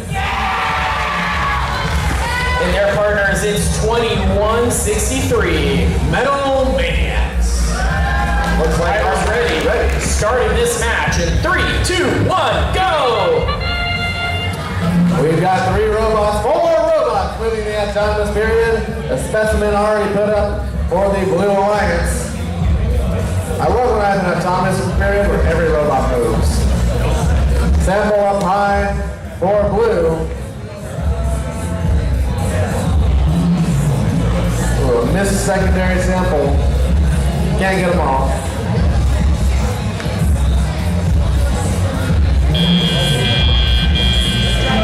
Pick up your controllers. 3, 2, 1. Alright, we got a very enthusiastic crowd. You'll love to see it, folks. You'll love to see it. Starting the match off in the most awkward way possible, 2-3-5-8-6, breaking part of their robot. Not the intended effect, I'm sure, but never something you want to really start off the gate with. Blue Alliance 20163. You got a specimen, sorry, a sample in their possession. And they're throwing that into the Alliance low bucket.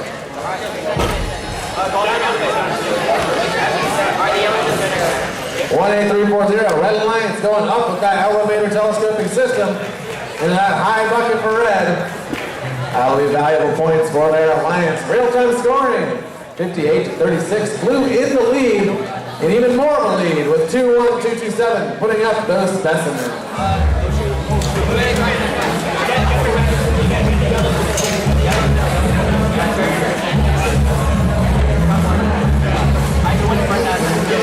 Very wonderfully done by the Blue Alliance.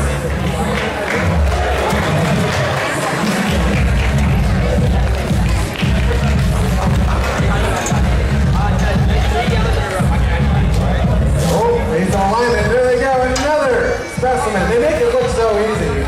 2-1-2-2-7. Absolute professionals at the specimen placement. I'm sure they'll be using that in the elimination rounds later today. Rolling over on the Red Alliance, 2-3-5-8-6. They're lining up, getting ready to hopefully maybe do a climb. Let's try something for park points.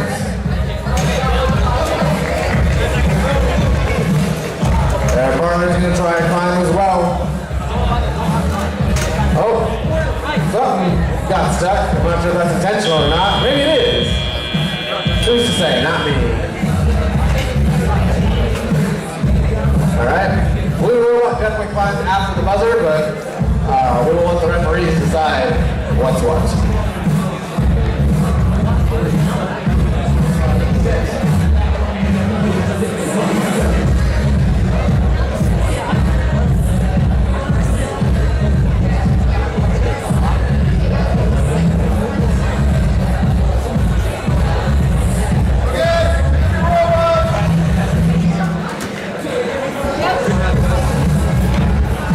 Our scores are in for that match. Oh, it's a close one, folks. I can feel it in my bones. And it's the Blue Alliance! 132-57. Never trust my bones again. Wow, great match for both alliances. Blue Alliance takes the win. Let's line up qualification match number 15 of 18 real soon.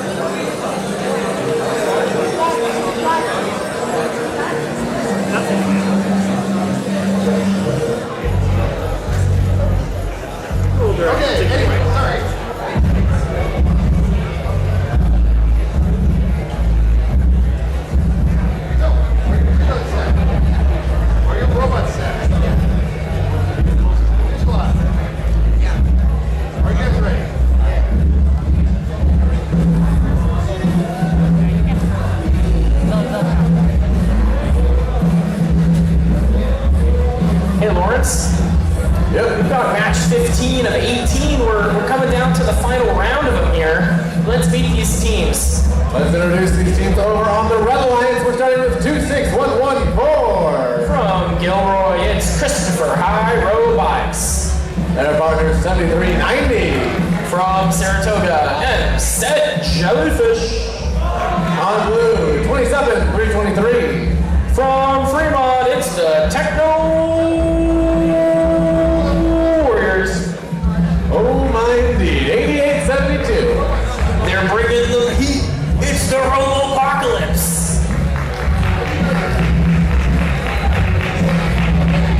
Well, these teams look ready right on the buzzer. Talk about good timing. So let's begin this match in 3, 2, 1, go! All right, we have 1, 2 robots moving in autonomous. The specimen scored in the low rung from red. That's 7390.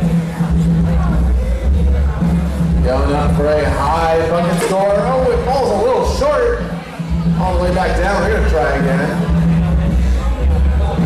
Looks like one of their rollers was turning the wrong way.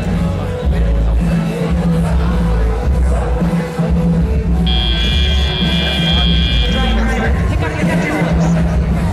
3, 2, 1. All right, time for my favorite part of the match, jelly operated. Driver controls part of the match. Ooh. Blue Alliance, 8872, being a little bit enthusiastic with that. They wanted to hand me a gaming piece, and I said, thank you.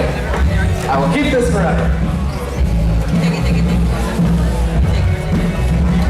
Red Alliance dropping another sample That is not going to be good for their numbers.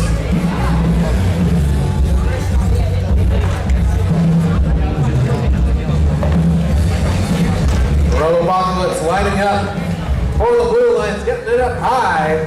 That's where we like to see it. Their partners scoring quickly in the middle. That's 27-323. A lot of successive scoring from the Blue Alliance. 1, 2, 3, 4. It's been there catching up on that score.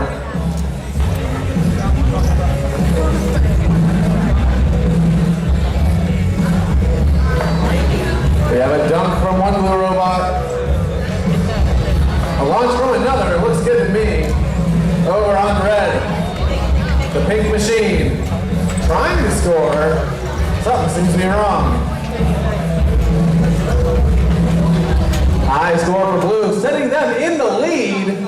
30 seconds remaining. It's going to come down to a wire who can be able to accurately and reliably score these points. Drop the game piece for the Blue Alliance. They're letting their partner through.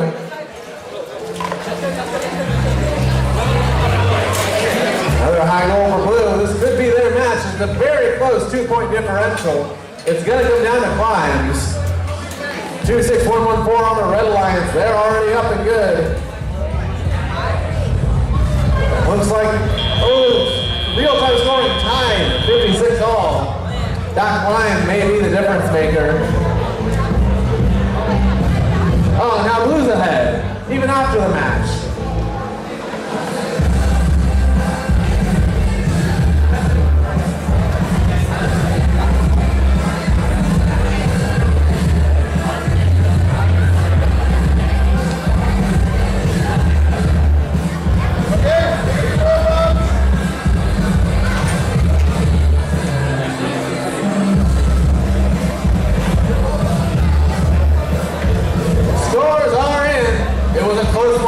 At the end of the match, let's see if those climbs made the difference. It's the Red Alliance!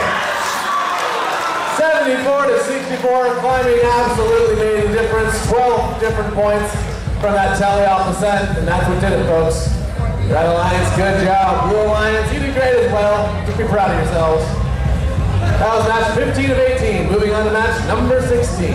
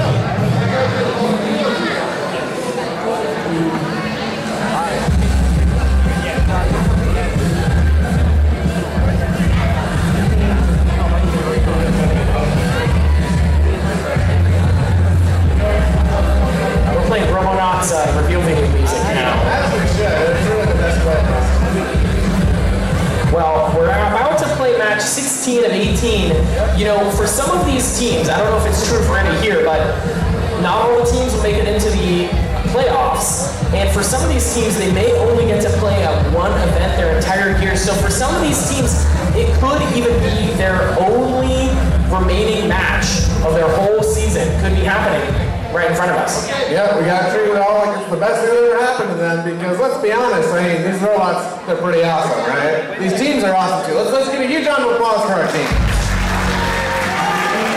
Well, here in match 16, let's introduce them real quick on the Red Alliance. Sorry. We have team 26605. Alpha Alternative.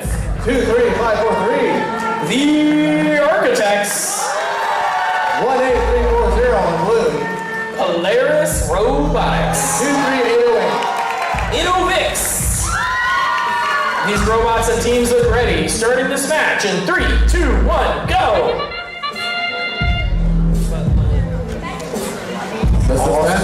The suspense is killing me, Lawrence. You gotta say something. That's fine. It's a dunk for the Red Alliance as they get one in the high basket. Blue Alliance, on the other hand, managing to score one in the base of the net zone. Here comes the Red Alliance, though, dangerously crossing the midline as they approach the submersible. Oh no, the arm runs up into the bottom of the low rung. That might be bad for that motor. Driver, pick up your controllers. 8 all. 3, No, 11. Right as their speed. Always right as their speed. Reds ahead, 19-10. We will see how much that lead can carry. Blue Alliance carefully positioning samples into their high up buckets. On the red side, it looks like the Architects may be getting a little hung up there, but now they seem to be driving.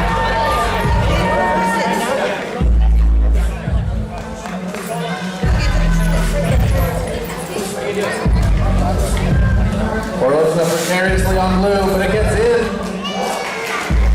Score 18340. Blue Alliance working together here, going all in on the high basket. Oh, swing and a miss as that sample goes flying.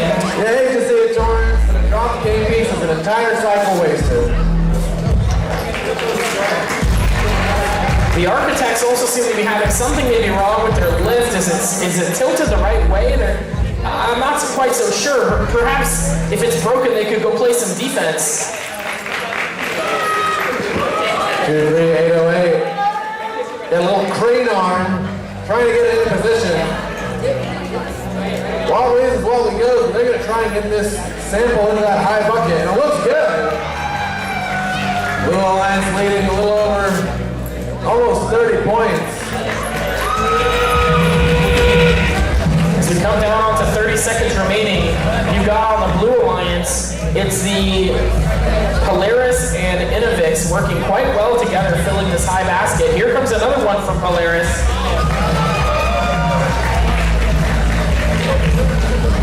We are coming down to the final 10 seconds. Here comes the Architects going for the low run climb. Up, and it looks good. 18340, ending the match, contacting for those extra points.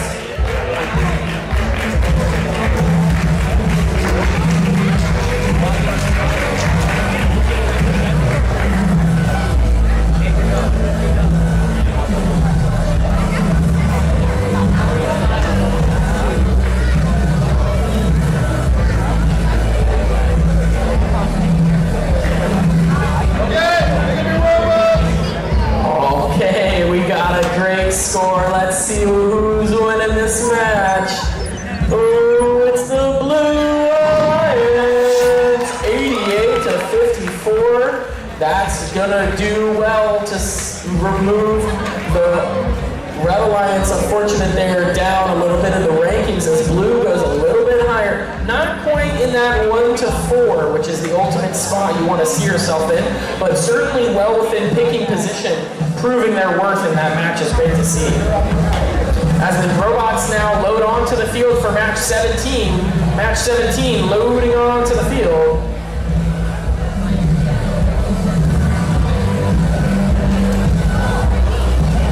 So Lawrence, as we start to work our way towards the playoffs, we can give a little bit of a prelude to what we might be seeing.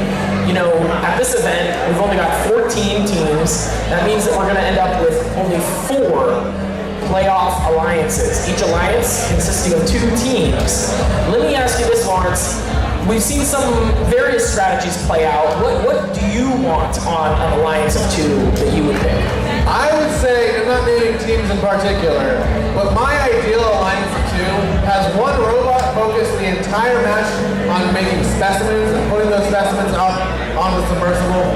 The other robot is going to be trying to collecting game pieces and putting them as samples up into those buckets. You can keep the 2 robots separate, you're going to be challenge where both the robots can shine. I think that's a great strategy, Lawrence, but not every robot here is even capable of doing the specimens. So we might end up having to see some alliances resort to a double basket strategy, where they're going all in on the samples in the high basket. Double basket is going to be a very viable strategy. Usually make sure your robots aren't in each other's way. Now, two ways to do that. What would you recommend? Well, I think the easiest for the double sample in the basket strategy might be to just have both robots running full cycles, but try to stay out of phase with each other. My concern is if you try to set up anything more complicated than that, you're just building a house of cards that can fall at any moment. Yep. I think it's going to come down to execution and individual robot capabilities, and well, that's what it's all about, isn't it? Well, speaking of robot capabilities, let's look at this next match. Match number 17, you've got your current number 1 and number 2 seed on the same alliance. Let's see here what they can bring over there on the Red Alliance, though. No slouches of their own. You've got the rank 3 and rank 7 teams. Big ranking implications for this match. Introducing them real quick on the Red Alliance, it's 19631. There, Oreo bots. Joining them, it's 20163 Metal Maniacs. And on blue, it's 21227 Legend. And it's 9614. Your number 1 seed, Hyperion. I'm excited for this match. Let's go to dual cast. Starting in 3, 2, 1, go!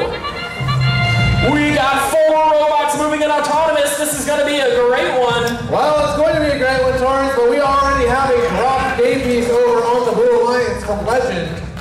But don't count them out yet. The Red Alliance is pushing samples into their operator zone so that the human player can create them into specimens.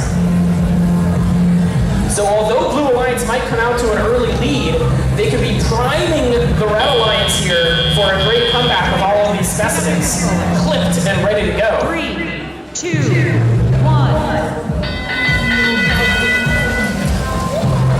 At the start of teleop here, it's team 19631 that might be the first to strike. Racing them though, Hyperion equally scores for blue.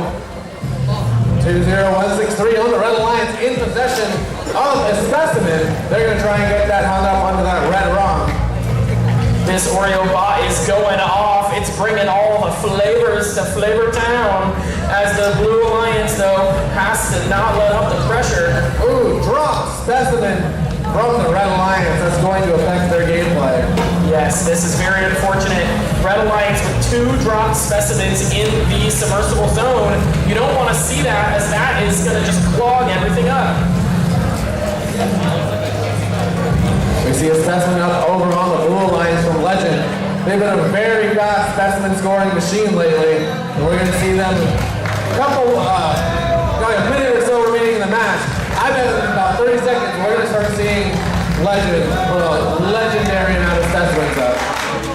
Yeah, Legend is, seems to be doing their classic specimen scoring on the high rung. Not quite as fast as we've seen from them before. Maybe the nerves are getting to them. Oh, I wouldn't be so soon to speak, Torrance. They're lining up. I think they'll be able to do it. Less than 40 seconds remaining, but they have a couple seconds per cycle. As long as they can keep calm and carry on and just focus on getting those specimens up, they'll be okay. Blue Alliance now really hitting their groove. This could be our high score of the day. We've got a high basket nearly full with 5 specimens on the high chamber. Yep, we're at 14 seconds remaining. Blue Alliance is looking to try and get a double climb up. They can do that effectively. Hyperion also there ready to go and climb right from 15 seconds as the time expires. Can Red Alliance score that last specimen? Ooh, not quite. It's sitting there on the robot. Blue Alliance with a double score. I'm seeing nearly 200 points before the final score is committed. I'm excited to see what we tally to. I'm hoping it's the 254 we've been hoping for, because then you owe someone some cookies. I would be very excited to see someone score 254 points on the dot. But you gotta be quick at math to be able to achieve that. Yeah.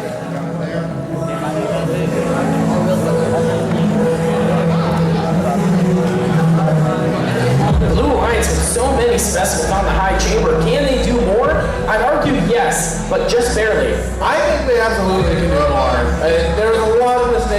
that match that took up a fair bit of time. Let's see the final score. I think we're going to be seeing these two play again sometime real soon. I think we all know the winner, but what's the score gonna be? 234 to 64, an event high score, and they could have done more. Pretty good, pretty good. All right, Blue Alliance, it'll wins. I'm just asking 20 more points. All you need to do. Yeah, I mean, can they get 20 more? They were on fire that whole match. But I mean, not to count out the Red Alliance, 64 points. They were cruising the whole time. We just had a little bit of hiccups with those drop specimens, and on the Red Alliance, I think they would have done a lot better. And 64 is a very respectable score, Torrance. We saw matches earlier today where 64 would have won the match. Yes. Just because Red Alliance is up against the number 1 and number 2 seed doesn't mean that they're not two strong teams there on the court. Well, and I think it also shows to reflect how much these teams have improved just over these, 4 or so, 5 matches that they've got to play today.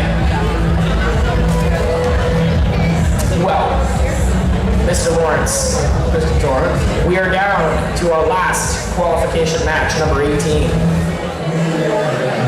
It's a very important match because even though none of these teams are in a position to be an alliance captain, teams are scouting and watching all of these robots, and maybe there's a sleeper pick out there, a robot that may be ranked low, but maybe just had some initial struggles and is now really rocking.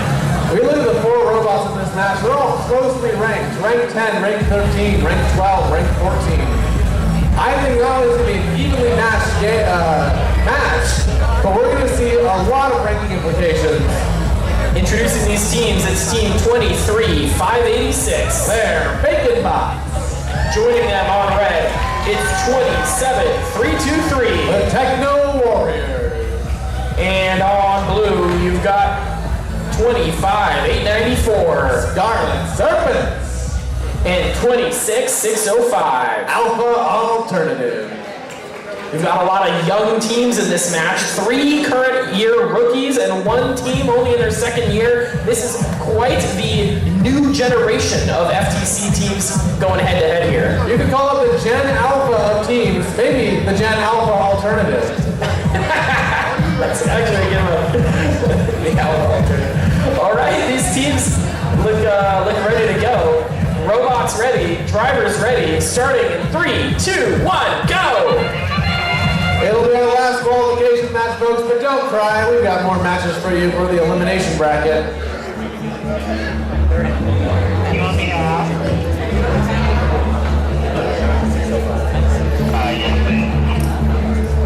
A bit of real-time scoring. 3-0. Say it with me. 3 points! Quiet, autonomous, but 3 points are 3 points. Yeah, we take those. Well, let's see what these teams can do. Here comes the driver control. Pick up your period. controllers. 3, 2, 1.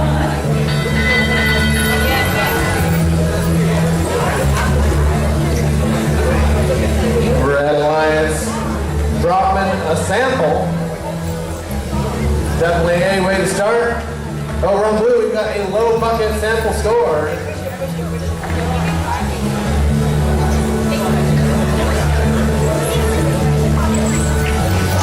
We've got ranks 10, 12, 13, and 14 on this field. And we can see they're roughly evenly matched. I think it's going to turn into a who's who of getting into that higher rank.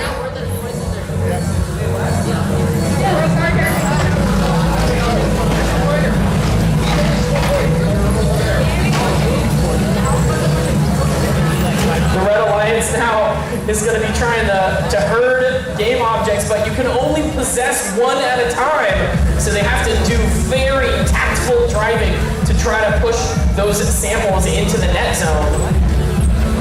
If they do get into the net zone, they're at least worth some points. That's right, Torrance. We already saw violations from multiple game piece possession earlier in the day. It didn't end well when it happened then, and Red Alliance is going to make sure that things end as well as possible for them by trying to adhere to that rule.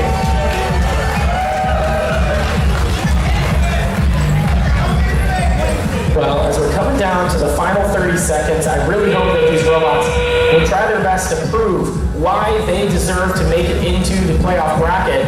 Here comes 26-605's attempt as they're going to show that they can score in the high basket. Oh, can it reach? Can it get all the way? They're going to opt for the low basket. 2-7-3-2-3, going for that climb. That climb is very important to them as a team, not just to get scores and points for the match, but also to show, hey, if you pick us, that's 15 points right there. We had some contact in the Ascent Zone there. Red Alliance driving into the Blue Alliance's Ascent Zone and contacting them in the final 30 seconds. That is a major foul. Yeah, we're going to see how the referees call that. Real-time scoring has Blue in a very comfortable lead. So the outcome may not change as much, but it will be a thing to know. Yeah, I mean, even if it doesn't swing the match, you still need to get the calls right. And we also want to make sure that the teams all understand the rules, because come the elimination matches, if you start racking up yellow or even red cards, that could end your tournament run right there. Yeah. Well, Lawrence, I've had a great day of qualification matches with you. I'm very excited for the upcoming elimination matches, which will be happening almost immediately, right as this match concludes. It's right now 2:36. We're at around 2:40. In just a couple minutes, we're hoping to do the alliance selection. So teams need to bring at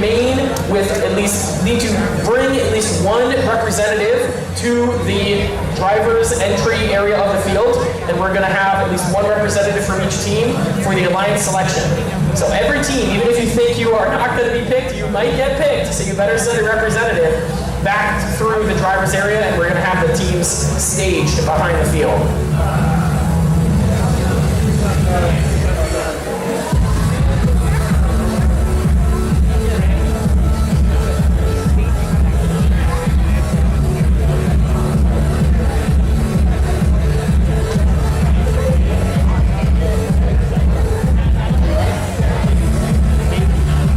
As the refs are reviewing these rules, let's just, take an extra second here to remind all the teams of how far they've come, how much they were able to accomplish. I want to give a special shout out, just to all 14 teams who even were able to make it to this event. This is still such an early season event. It's only November. The game came out in September, and these teams have functioning robots playing the game and scoring points. This is the second event to ever play this game, right, in NorCal FTC. So where you're at, making these robots, we're getting absurdly high scores. We're getting robots with autonomous modes, getting robots that can score nearly every aspect of the game. You should be very proud of what you've accomplished. Yes. Let's maybe see the score here.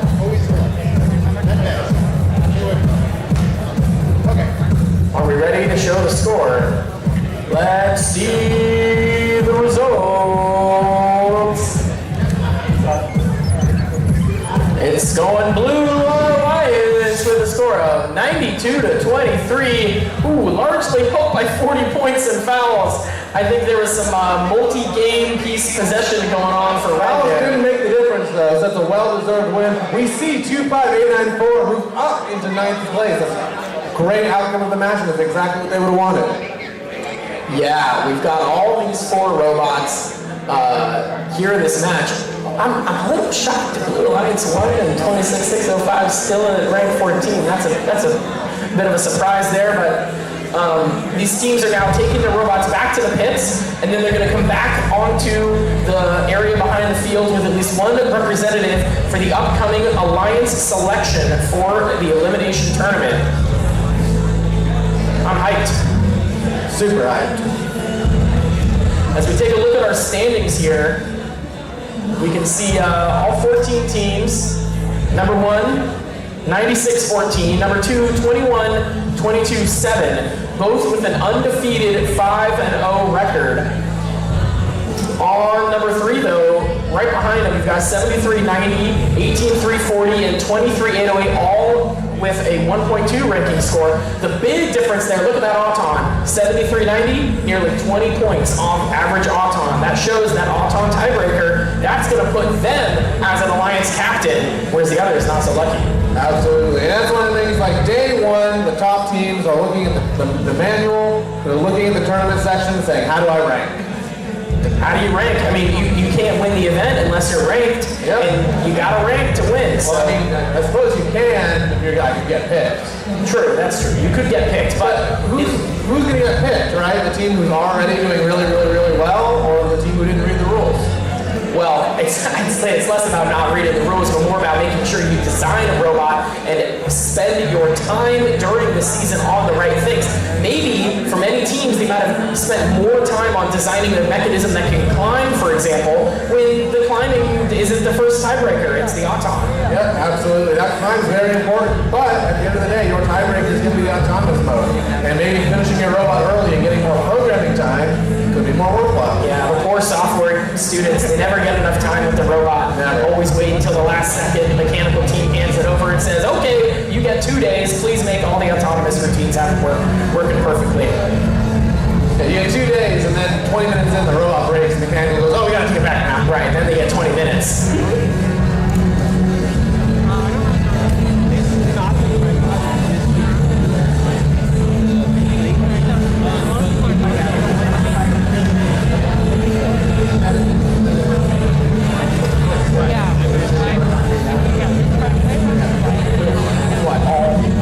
All the representatives of the four bands.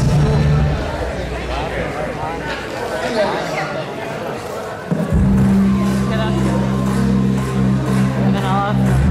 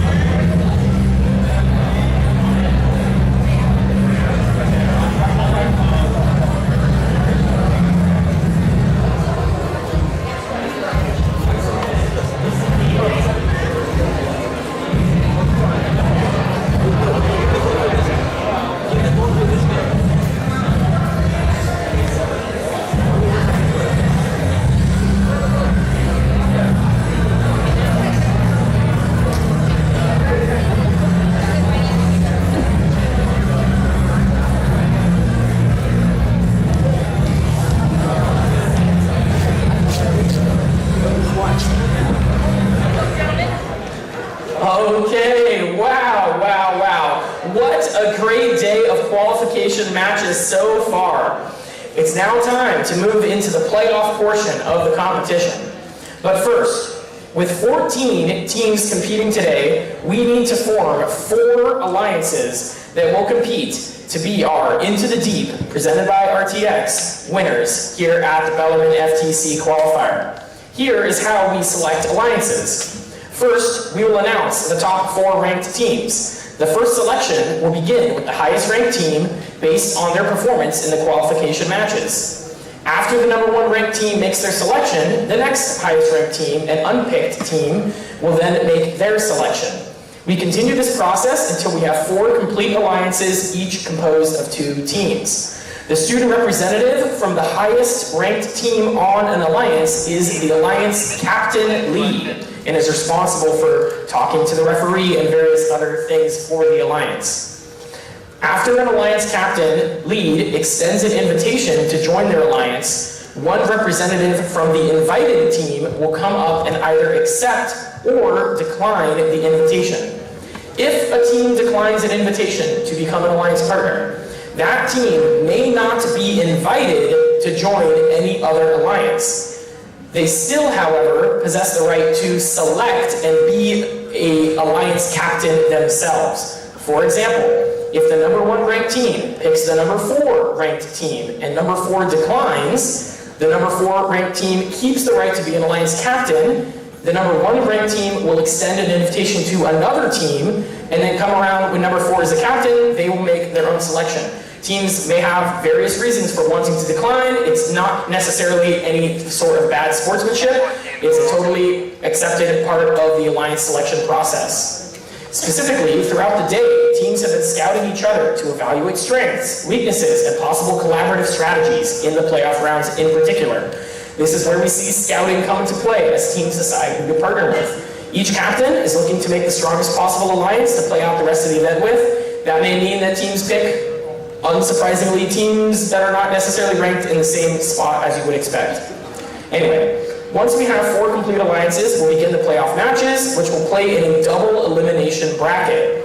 In the double elimination tournament, all alliances will start off in the upper bracket, where they'll play 1 match against another alliance. The losing team will drop to the lower bracket and face the other alliance that dropped to the lower bracket in the next round. Once a team has lost in the lower bracket, they are eliminated from the tournament.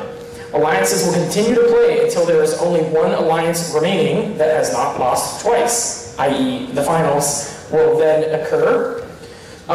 Teams who advance from this event will receive an invitation to the Northern California Regional Championship. So there's a lot on the line here. And with that said, let's meet the teams. Starting off at your number 1 rank, it's team 9614. They are Hyperion. As your number 2 ranked team, it's 21-22-7. Legend. At number 3, it's team 7390. Team 7390 is MZ Jellyfish. And rank number 4, it's 18340. That is Polaris Robotics. All right. Okay, let's begin. Number 1 alliance, number 1 seed, 9614. Who would you like to select? Team 9614 Hyperion would like to graciously invite Team 21227 Legend to be their alliance partner. Team 21227 Legend graciously accepts. All right, there's your number 1 alliance. 7390, you are now alliance captain of the number 2 alliance. Who would you like to invite? Team MZ 7390 Jellyfish would like to graciously invite team number 23543 Architects. The Architects. What say you? Team 23543, the Architects, would graciously accept. Excellent. That forms your number 2 alliance. 18340. Who would you like to invite? Team 18340 graciously invites Team 20163 Metal Maniacs. Team 20163 graciously accepts. Fantastic. That forms your number 3 alliance. And now that brings your 4th and final alliance captain, Team 23808. Come on forward. Who would you like to invite? Team 23808 would like to invite 19631. 19631. Team 19631 graciously accepts your offer. Fantastic. And with that, we've now formed our 4 alliances. Before we separate, a couple other things. I'd like to first have everyone in the audience please give a huge round of applause to all 14 teams who competed here. Not everybody can make the playoffs, but I hope everyone had a great time in the qualification matches, learned something. If they're competing later in the season, will have a great time and improve their robots for their next competition. A couple other things. We're going to begin the playoff matches in 15 minutes. We're taking a 15-minute break. You can strategize, make your robots ready to go. You're welcome to continue to use the practice field. Also, we need at least one representative from each alliance to meet with our referee for a final drivers meeting round of conversations with the ref. Please make sure you do that. And with that, that concludes our alliance selection process. We are going to begin elimination matches in 15 minutes. Thank you.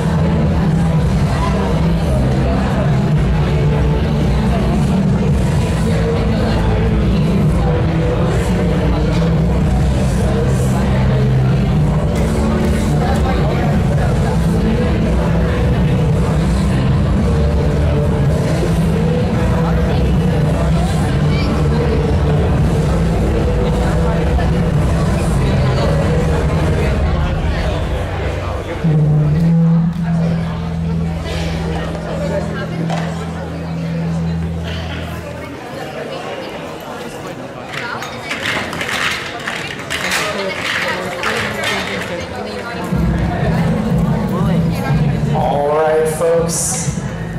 We're gearing up for the elimination matches of the playoff bracket of our tournament. As you can see on the screen, we have a double elimination bracket. Our first match is going to be Alliance 1 versus Alliance 4. Again, maybe a slightly favorable matchup. Again, a reward to the #1 Alliance for doing so well in the qualification matches. Here in this matchup, you can see whoever wins will remain in the upper bracket. Whoever loses will not be out of the tournament, but they'll be in the lower bracket fighting for their lives. Andrew Lawrence. Andrew Torrance. Let's introduce these teams.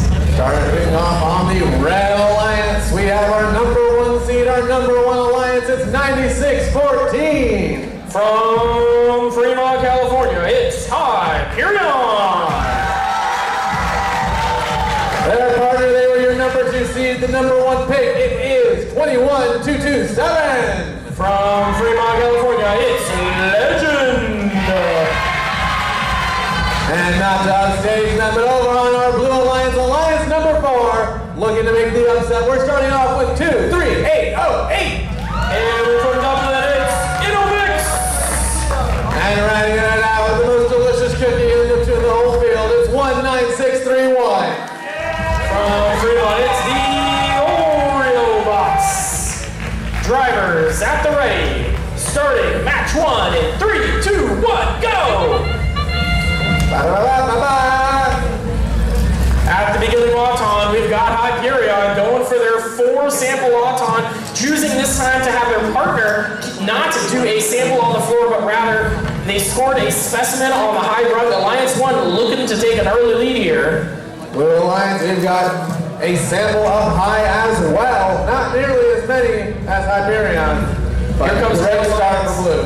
Final seconds left though, swing and a miss on that specimen. Almost would have been a crazy good automaton. 3, 2, 1. Real-time scoring, 90 to 19. Very easy to miss here. Great score from the Red Lions. Already over 100 points on red. Blue's going to need a lot of effort to catch up, but I think it's doable as long as the two robots work together. Here come the Oreo bots though. They're cleaning up the samples, getting them into the high basket there. It's like dunking the cookie. Here comes another one, swing and a hit. That's gonna be more points for blue. Red Alliance though still feeling pretty strong. That Auton gave them such an early lead, but their first pick, the Red Alliance 21-22-7, just now getting that first specimen up onto the high chamber as they get a second one immediately after. They're knocking them out. 23, 808. They're working on getting the specimen up for blue. It's barely held on, but they're going to see if they can get that to snap into place with a little bit of luck. Here comes Innovix trying to get their specimen hooked on as they slam it onto the rug. That's points for blue. Hyperion though has just been dutifully filling that high basket for red. It's nearly at the point of overflowing. How many more can they even get up there? Red Alliance now with a little uncharacteristic drop, but let's see. We're already at 195 points as, ooh, that specimen goes Ooh, a critical drop for the Blue Alliance. They're going to go to that game piece once again. So we're getting down to 30 seconds left. These teams need to choose how they're going to approach the end game. Hyperion looks to be going for one more high basket swing and a hit for them. Here comes their partner. It's Legend. They score it. 12 seconds remaining. Our team's even going to bother for the climbing. Here comes Legend to the run. Hyperion on the run at 5, 4, 3, 2, 1. As time expires. And look at that. Blue also with a last second specimen score. That's good for them. I don't know about their chances though, but I at least like to see the great play, both robots working, a good clean match, all things you love to see. Torrance, earlier you and I made a bet. I know the bet was about qualification matches, but looking at real-time scoring here for the Red Alliance, there is a very good chance that we get above 254, maybe even above 270. 270 would be quite the score. I also am excited, but let's see what the score is. It's going to the Red Alliance. 267 to 61. 15 points of fouls helping Red get there, but setting a new event high score. Alliance 1 looking scary. 3 points off, Torrance, 3 points off. Could have been a park maybe. Well, Blue Alliance, unfortunately not winning that match, but is still in the tournament, off to the lower bracket. Maybe we can dream up some synergy here. I'm liking the color scheming the Blue Alliance's drive teams have represented here. We've got a purple periwinkle party going on. Oh yeah, I think the color coordination is a lot more important than people realize. Look good, play good. Yep, exactly. That's why powder-coated robots win more, right? Yeah, so that was our match number 1, as the robots are now coming onto the field for match 2. This one I predict to be much closer. Yeah, much closer. We've got Alliance 2 versus Alliance 3. Neck and neck, you know, the second Alliance captain here, Upset Jellyfish, they could have picked almost anyone else in the tournament, but they chose the Architects. Architects, a little lower ranked as far as the qualifications go, but MSET Jellyfish might have scouted something in particular that they were excited to see. I saw all these teams play throughout the qualification match, Torrance, and I think what we're looking at is once you get past the first couple ranks, rank is less of a strong indicator of ability. And we're going to see robots that are doing really, really well in the match, maybe who didn't have an originally high rank, but they're going to really pop off in the elimination bracket. Yeah, what I'm excited about here is also the power of the branding. Look at the aesthetics going on for the Blue Alliance with these beautiful side panels for both robots. You've got the all-black plastic elite task force there. Then on the other side, you've got 2163 with the red acrylic. The red acrylic translucency. It looks high-tech. It looks elite. Not to be outdone though on red, you've got MSET Jellyfish coming in looking like a jellyfish with that beautiful pink powder. Is that powder coat on an FTC robot? Incredible. Torrance, let's talk a little bit more about the aesthetics. I'm here to interview with our Blue Alliance. We have such great aesthetics and branding over here on Blue. Can you tell us how much of this contributes to the win? Well, it contributes like most of the win, like the side plates are like everything. Would you say skins get wins in this kind of a game? That's good to hear. Now, over here, you have side panels. What material are they? They're CNC from Tap Plastic. All right, Tap Plastic material. Excellent, excellent. Well, referees making some final verifications, double checking all the robots are within the starting configuration requirements. Match 2 versus 3. Lawrence, how are you feeling about this one? I'm feeling pretty good with the underdogs. I'm going to go for Alliance number 3. I think they can make the upset. I don't know, Lawrence. I think this Red Alliance is looking real scary. I mean, Jellyfish and the Architects, they've both got some good synergies here. We've seen the Architects dunking those high baskets. Well, we'll find out. Let's get this match started. In 3, 2, 1, go! Time for the battle of Brain versus Brand. Red Alliance scoring 1 up on the high chamber. Here comes the Architects with the swing and a dunk as they get one in the high basket. Blue Alliance knows that they shine strongest in teleop. MSET Jellyfish still coming through with that second specimen. Can they get this one scored too? Ooh, that one falls out of the claw. Pick up your controllers. 3, 2, 1.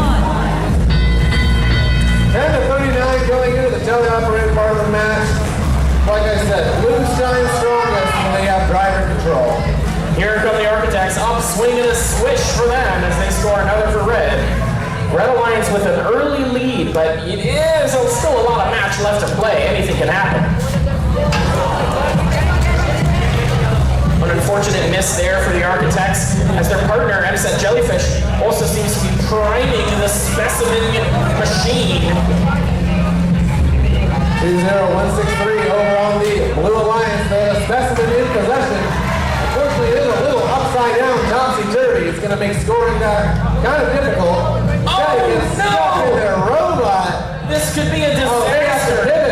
The Metal Maniacs, they've got a specimen stuck in the robot they're not allowed to possess anymore. What are they going to do? Maybe play defense? I'm not sure.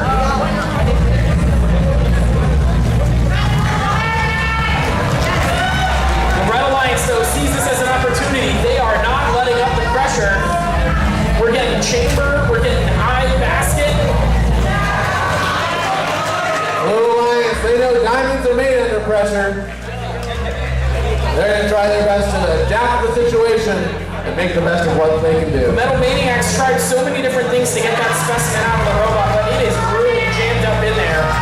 Maybe they can go drive and play some defense. As we're down to 20 seconds, though, they need to be careful about the potential for incurring fouls, especially in the ascent zone. Red Alliance has just not let up the pressure. Here comes MSET Jellyfish for the climb with 15 seconds remaining. They're waiting. They want to make sure they climb with just enough time left. Their partners are in position. It's going to come down to these climbs, folks. Or at least try to make sure you get the contact points. Double climb for the Red Alliance. That could be cinching the win. Time expires. We saw a beautiful double climb from Red there. Blue Alliance was looking okay, but it all just fell apart when the Metal Maniacs were struggling to get that specimen out of their robot. We're looking at these live scores, 74 to 119, and the numbers are changing now. But if we're looking at the numbers, I've got to be honest, it's a lot closer than I would have expected, given the fact that Blue had a robot that couldn't score most of the match. Well, let's see the results. Here we go. It's going to the Red Alliance. 165 to 77. A respectable score from Red, looking like they might be able to get the #1 alliance a run for their money. We'll see in the next upper bracket match. Your blue alliance there will now be going to the lower bracket, having to face off against alliance #4, and that will be the next match that we play. We do have to give the teams some time, especially that alliance #3 needs a little bit of breather. They gotta replace the batteries and things like that. So, while we are letting them reset, we'll take a short break and give them time.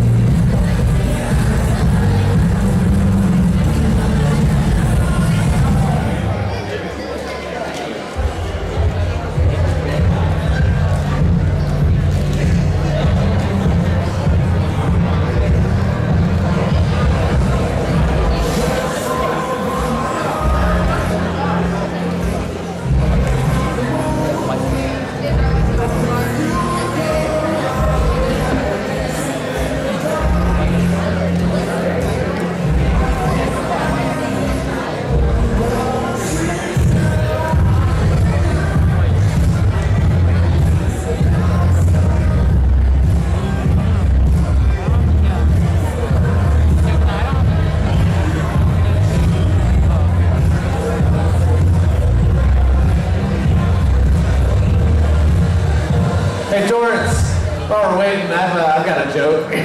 Yeah, what you got? All right. What is a baby FTC robot's favorite TV show? I don't know. What? Bob the Go Builder.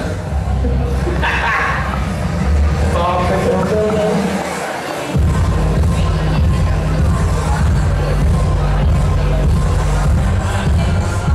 I've got one. Okay, here we go once. One robot drives into a bar. The other one had a better driver. Okay, anybody else got some good jokes out there? Robot-related jokes. Any good puns? Anybody want to take the mic? Anyone feeling punny today? Brave souls, come up. Don't all jump on at once. I'm just kidding. Who here is excited for their team? Who here is excited for other teams? A lot less enthusiasm. Very good. That's unfair. That's unfair. Who here doesn't have a team and you're just here to cheer on Robotics? Yeah, that's good to hear. People have no teams? Hey man, not everybody's got a team, okay? Not everybody can be good at everything. Well, reflecting on the day so far, at such a small event like this, we only played 18 qualification matches. Every little mistake, every little opportunity. Teams had to strive for greatness, and I think so far we're seeing some pretty great teams.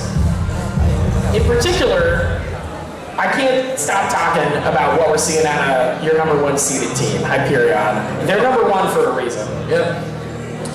In particular, we had a great little closer look at their robot in the final minutes before eliminations here. There were some cool things I saw in there. One of them that really struck out to me was the use of a 3D printed timing belt, printed out of TPU, a rubbery-like material. By 3D printing that belt, it allowed them to choose whatever length belt they wanted and just iterate the center-center distance as they designed the perfect intake claw mechanism. Well, they didn't have to worry about buying all the different lengths of belts. They could just print the perfect one once they locked into their favorite design. That's a pretty good idea, Torrance. Personally, in the modern day, I have trouble with my pants sagging too low. So I'm going to 3D print a belt just for that reason alone. It's going to be TPU, it'll be great. Yeah, we can try to be a joke, no one laughed, I feel very good. 3D printed belts. I mean, okay, some other stuff that really stuck out to me, okay? We talked about the importance of the autonomous mode. Hyperion, clearly with the most polished autonomous mode here at this event. And in particular, what's striking to me is the autonomous mode that they chose to do. You could choose to either try to go for the specimens or go for the samples. And they opted for this 4 to 5 sample auton into the high basket. And one other perk of that I particularly liked was how they end the autonomous mode with their robot touching the low rung, which gets you extra points. And that's quite a simple drive when you're starting on the side with the basket, and much longer of a drive when you're trying to do anything with the specimens. Something else, Lawrence, I noticed that really sets Hyperion a leg above the rest, if you will, is the stiffness of their elevator, of their telescoping mechanism. There's a lot of these robots where when you start telescoping and elevating your mechanism 3 times, 4 times the height of the robot, they get real wobbly. And they're trying to align their specimen or their sample with whatever they're trying to score into, and their end effector's wobbling, the game piece is wobbling. They're not having a very easy time controlling where that game piece goes. Some teams end up dropping game pieces. Sometimes they go over the field border entirely. Hyperion has that built-in stiffness into their elevator mechanism to make it so that when they elevate up really quickly, they don't get a whole lot of that vibration. I mean, I would even argue their lift in particular doesn't necessarily move that quickly. It's a bit of a slow is smooth and smooth is fast approach. So it'll be very interesting to see, and we're going to see a little bit more of it later. But the teams are now starting to come onto the field for our third match. Match number 3 of the lower bracket is going to be Alliance number 3 versus Alliance number 4.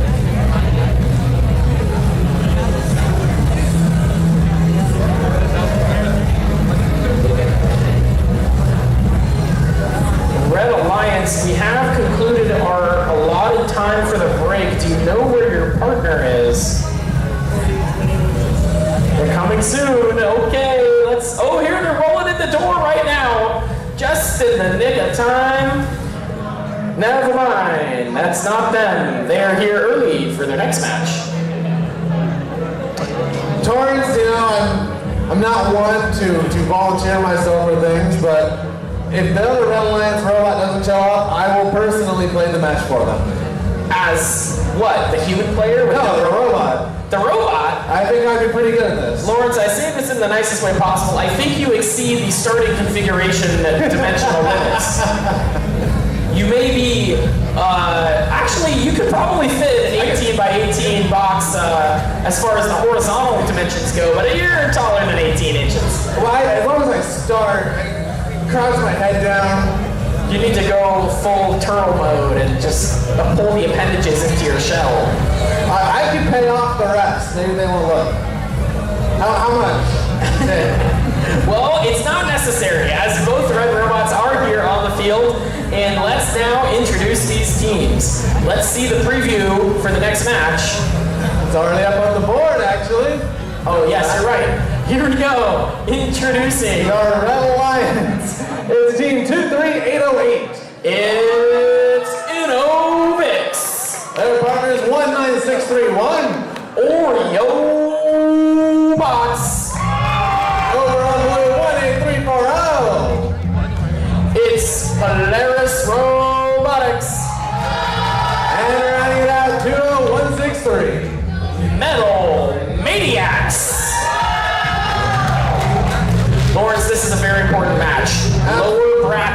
Whoever wins keeps their dreams and hopes alive in this tournament. Whoever loses is eliminated. Sent to the dungeons.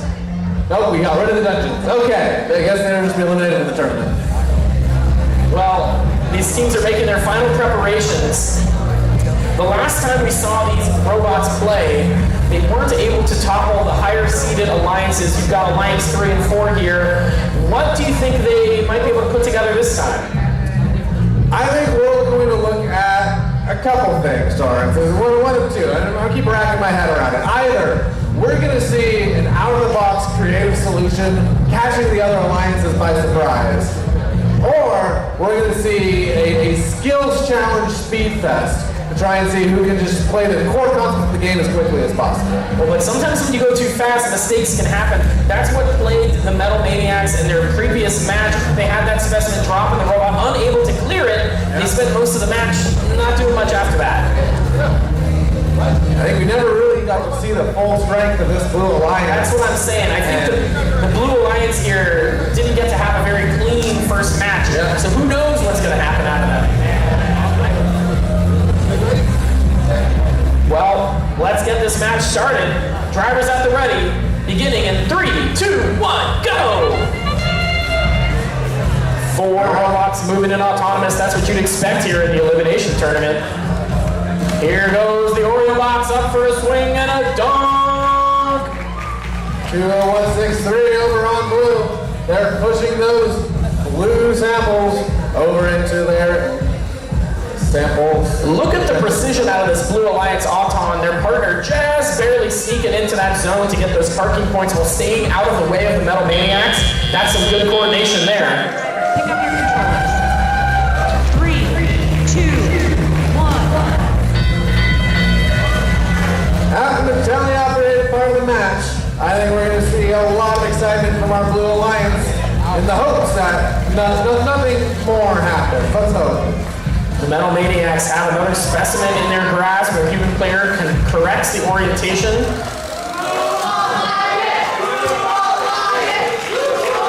Red Alliance, a little bit of a slow pickup here coming out of 23-808 Innovix. Normally they're quick on the pickup.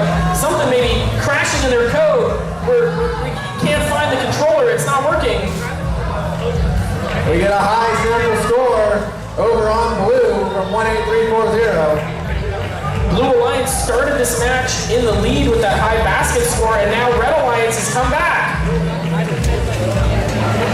It looks like we're having problems again with the Blue Alliance. Maybe only one robot from each alliance is really scoring points right now. The Oreo bots are trying and desperately, just barely struggling to grab that sample from the midfield. It's 1 point separating these two teams. Without Innovix, what is the Red Alliance going to do? It's going to come all down to the Oreo bots. This is going to come down to exactly what you said, Torrance. Slow is smooth and smooth is fast. At the same time as Innovix dies, Metal Maniacs also struggling. This 2v2 is now a 1v1. It's turning into a 1v1 and it's no neck and neck, 66 to 67. This is neck and neck. Whoever scores and gets the climb is probably going to win this match. Here comes another score from the Oreo Red bots. taking the lead. Blue answering in kind. Now Blue's taking the lead. This is incredibly close. 8 seconds remaining. 6 seconds remaining. Can Red make the final score? That matters. Red's going for a park. A final park at the end. That might win it. Oh my gosh. What a clutch play. But Blue Alliance, they're touching the low run. That counts for climbing points for them too. Ooh, this is going to come down to a close score. Whoever is winning is going to stay in this tournament. We had unfortunate robot failures on both sides. 2v2 becomes 1v1. You gotta clutch up and win the match for your whole alliance. That's a lot of pressure on those students. And yet we saw them execute nearly flawlessly. Very smooth driving over on Blue. Red Alliance a little shaky on the drop, but they were able to do it quickly and reliably. Alrighty. Who will it be? Drum roll. It's going to the Reds.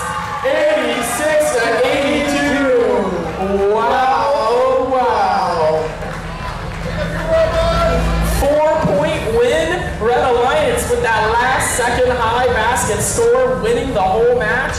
What a swing. And a clean match at that. No foul points from either alliance. Man, you could even also say the Red Alliance winning there with Auton.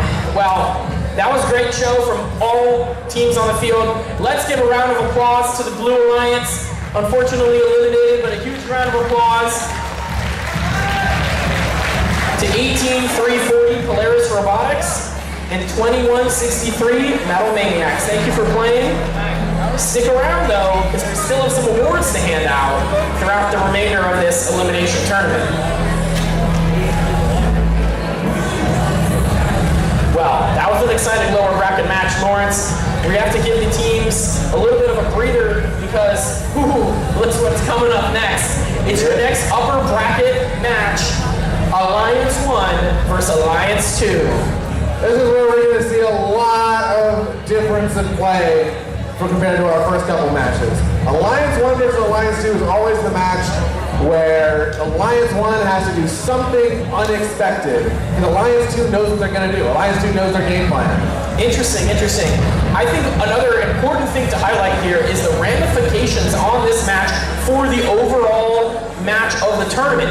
Whoever wins this match immediately goes to the finals. That's and right. If whoever loses this match will get to go and play in the lower bracket and keep their dreams alive. However, if you are in the lower bracket and end up making it to the finals, the team in the finals who came in from the upper bracket only has to win one match and then win the whole tournament. Whoever is in from the lower bracket has already lost once, and therefore, if that lower bracket team loses that first match of the finals, they lose the tournament. And the lower bracket alliance basically has to win twice, back to back in the finals to secure the win. So this isn't just about bragging rights on who can beat each other in this upper bracket match. This has huge ramifications for who will potentially make it to and even win at the finals. That's right, Torrance. We have these teams lined up. Let's do a real quick introduction. You know who they are. You've been loving watching them play all day long. But let's just give you a reminder. Our Red Alliance, our #1 seeded alliance, we have Team 9614. It's Hyperion! Their partners, Team 21227. It's Legend! Over on Blue York, #2 alliance, we have Team 7390. Set Jellyfish!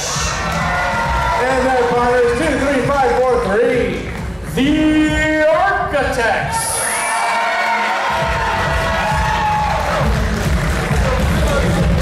And Lawrence, can I even contain my excitement? This is what a great match we're about to see. This could be the finals, or it could not. Whoever loses this, go into the lower bracket, and just because you think you're the higher seeded team, you never know what's going to happen down there. Yeah. Let's see what happens.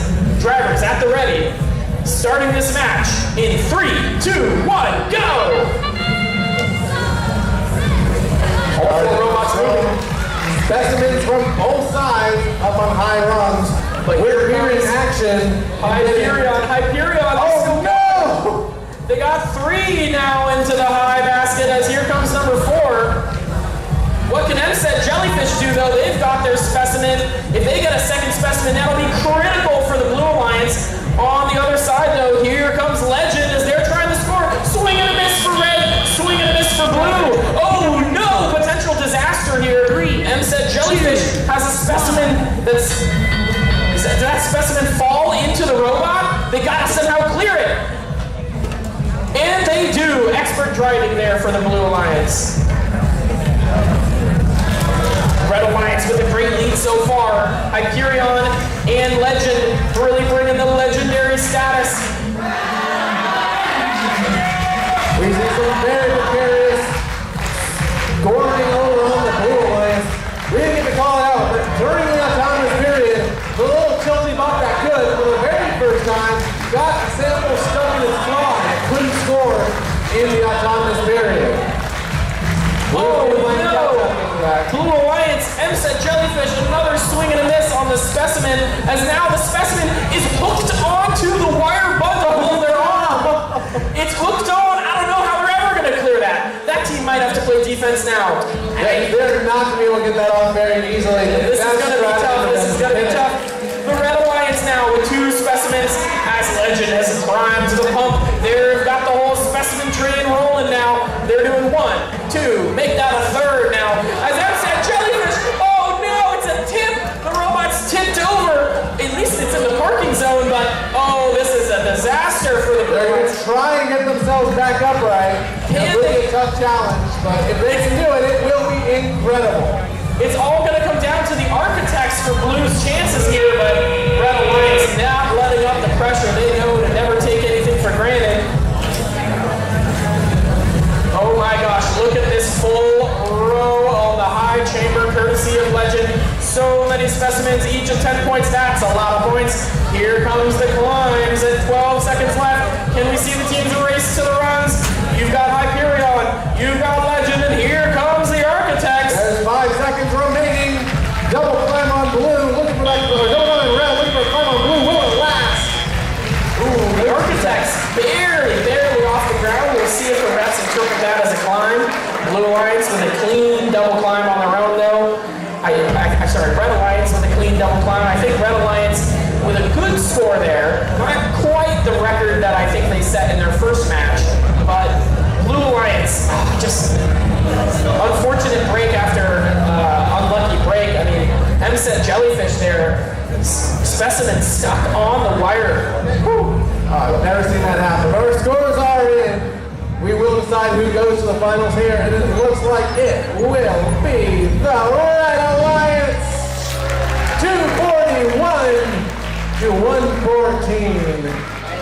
Man, scoring 114, but you don't win. These are some tough matches here. Blue Alliance with great play, still not out of the tournament. They're going to be going to the lower bracket. Red Alliance, though, can be feeling pretty happy with themselves. They're going to the finals. That Blue Alliance, 114 points with a tipped over robot, and then the other partner is still having some troubles getting some game pieces scored. That's a lot for when you're having problems. Yeah, I think the Architects played really well there, given the unfortunate luck that happened to them. But, you know, maybe it goes to show, you've seen now a couple matches decided by a robot getting a specimen or sample stuck in their robot. Perhaps you need to design a robot that's incapable of such a thing happening. Yeah, it's a very important, very critical, and very difficult challenge to make sure that you can only interact with the game piece when you want, how you want, and that no accidental incursions can ever occur.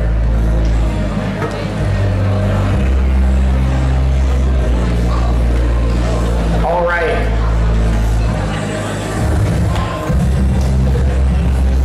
Torrance, you know, Team 254 President Noah says that he has some jokes. Noah's got jokes? Noah's got jokes.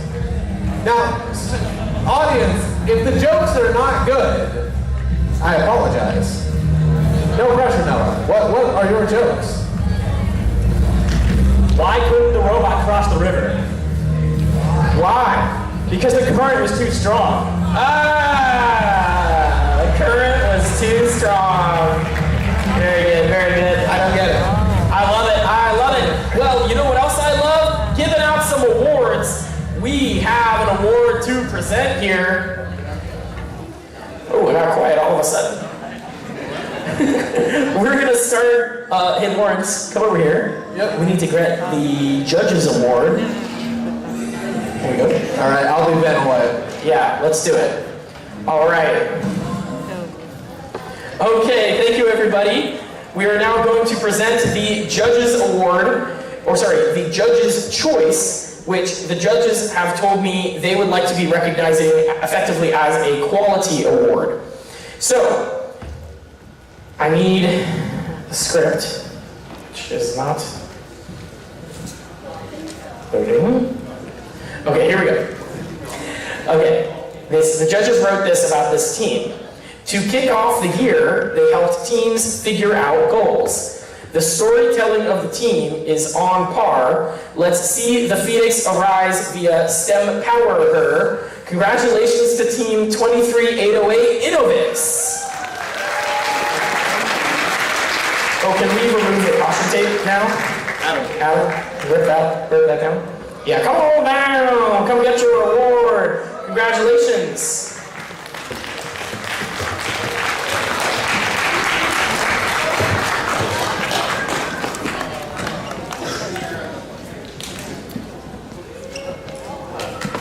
Fantastic. Once again, round of applause. Congratulations to Team 23808 Innovix. Just tear through the tape. All right, our next award is the Design Award in the Machine category. This team iterated on their intake repeatedly, and they started out with a bucket, but ended with brilliance. It's time to break out the milk because they already have the cookies. Congratulations, Team 19631 Oreo Bots.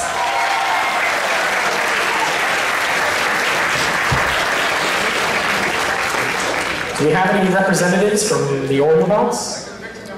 They might still be, they are in the next match. Innovix was also there. Okay, well, excellent. Blue Alliance taking home some hardware. Maybe that will inspire them to success. Well, we're going to make sure the Oreo Bots get this award before they leave the venue. They're fixing their robot right now. Oh no, that's Innovix back there. Oreo Bots are back in the pits. Oreo Bots, come on down. We'll remove this caution tape right here and come on down, Oreo Bots, and get your award. Yeah, just careful, don't trip. It's a little dark. You won the Design Award in the Machine category.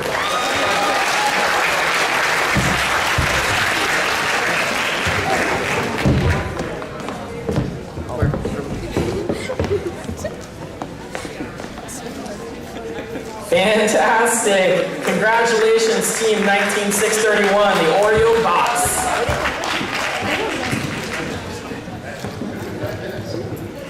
All right, our next award. How many? Well, yeah, we have only this and then the finals, right? We're gonna keep going. All right, we have the Motivate Award in the team category. Here's what the judges wrote about this team. This very passionate group of students motivated themselves and planted a STEM seed in a community that is now ready to grow. And to be frank, with sunshine and water, this team has grown despite whatever storms came at them. As this rookie team's garlic bulb starts to break the surface, they motivated themselves through broken servos and even more hardships. The Motivate Award goes to Team 26114 Christopher High Robotics.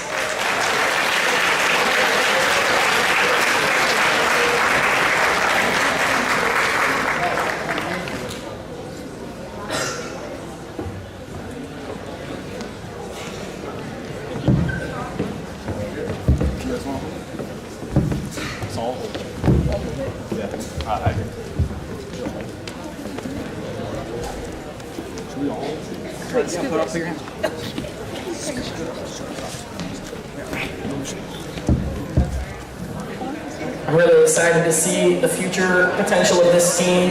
Congratulations once again, Team 26114, Christopher High Robotics.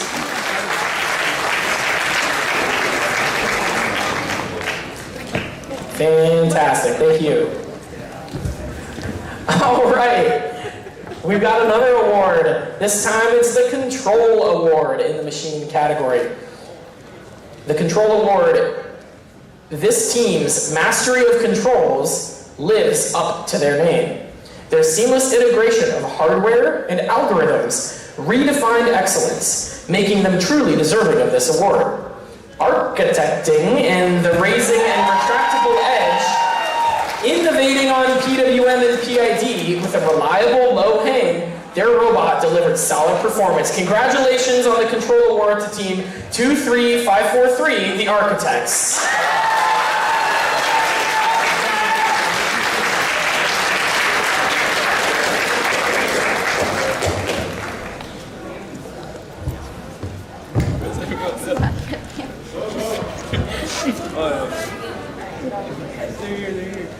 Quickly, go! Got time? Got time? Wait. For programming? Congratulations on the Control Award to Team 23543. the Architects.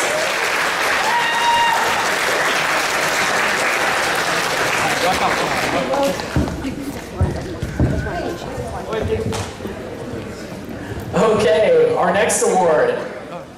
Well, are the teams ready for the next match? They're still not here? All right, we're still doing awards. The next award is the Innovate Award. In the machine category, this team demonstrated creativity with their modular design philosophy. Their code keeps their robot perfectly in step. They developed an innovative way to pass samples that blinded us with its brilliance. Congratulations on the Innovate Award to Team 9614, Hyperion.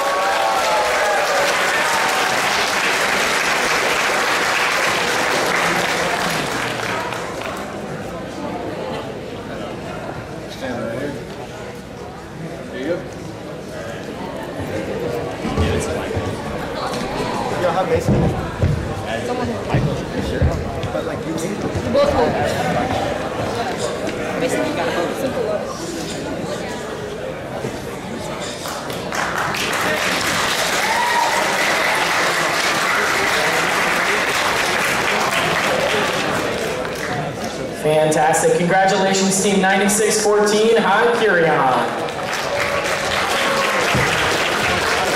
And that will conclude our awards for the current break.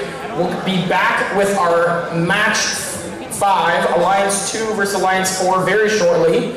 And then we'll be right into the finals. Stick around. We'll see who's winning this event.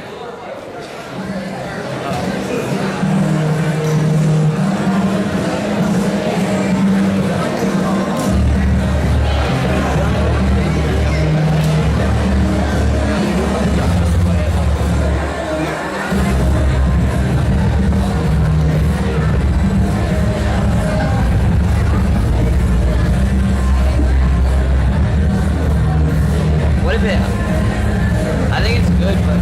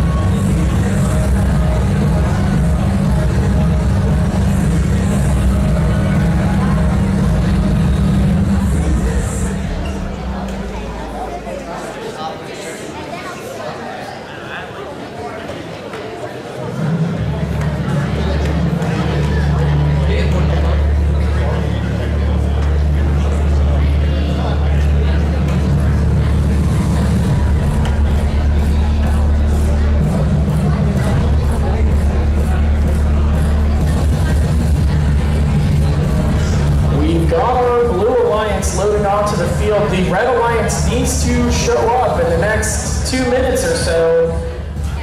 It's important to be on time to your matches.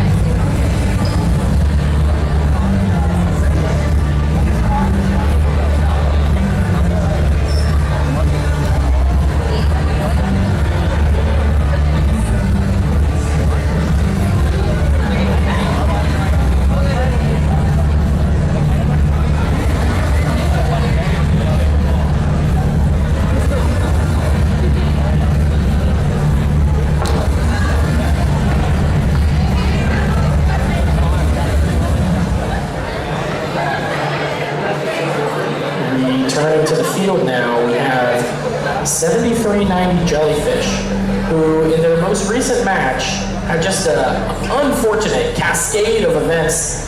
They got a specimen hooked on the wire bundle, they got the whole robot tipped over while trying to remove it. Hopefully they've spent some time in the pits. Maybe they could have added something to prevent the specimen from getting stuck, or they've talked about perhaps driving techniques that could reduce the chance of such a disastrous failure mode from occurring. Because I'll tell you what, these alliances are both going to have to be performing and playing to their peak potential to be able to win this match. Whoever wins is going to the finals. Alliance 2 versus Alliance 4.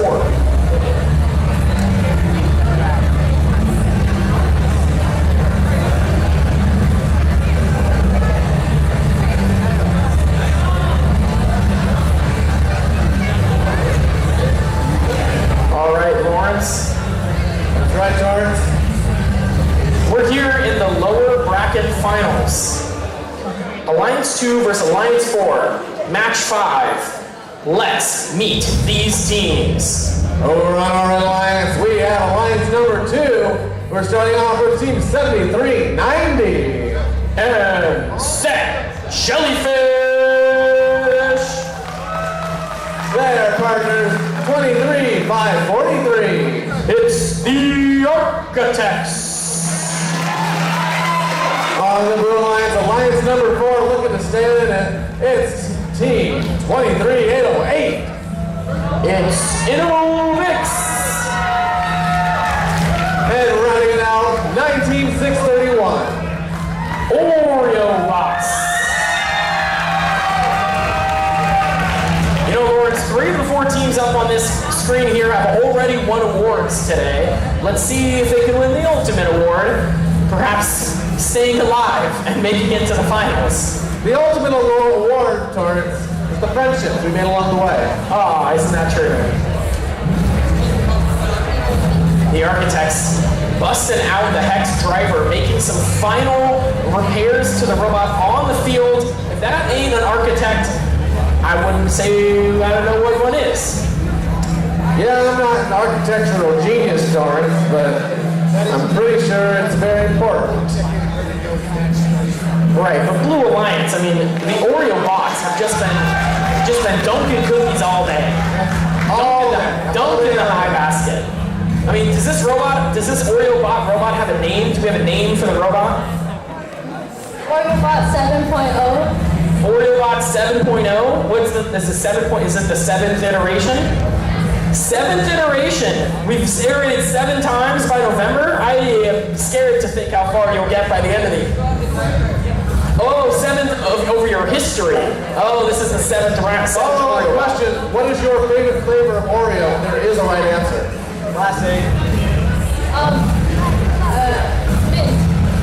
This is important. All right, well, participation trophies for the right answer. Let's get this match going.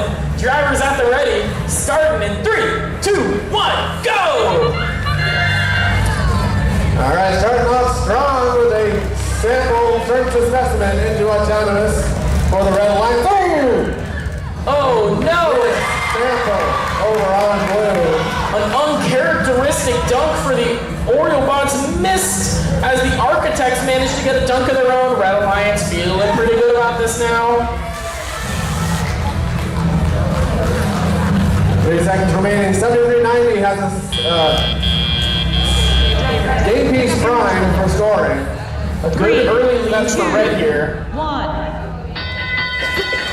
And we're off. Here comes MSET Jellyfish with a specimen score into the high rung as the Oreo bots respond with a score into the high basket on their own. Oh, Oreo bots a little bit too strong, suplexing those samples over the top of their robot. The MSET Jellyfish Cuban player here has a lot of responsibility on their hands. They have to make sure that all of these specimens are ready to go right when the robot needs them. The Oreo bots dunking for blue. They're starting to make a comeback, but we need to see some scoring here out of their partner. 23-808. We got to get it going, Innovix.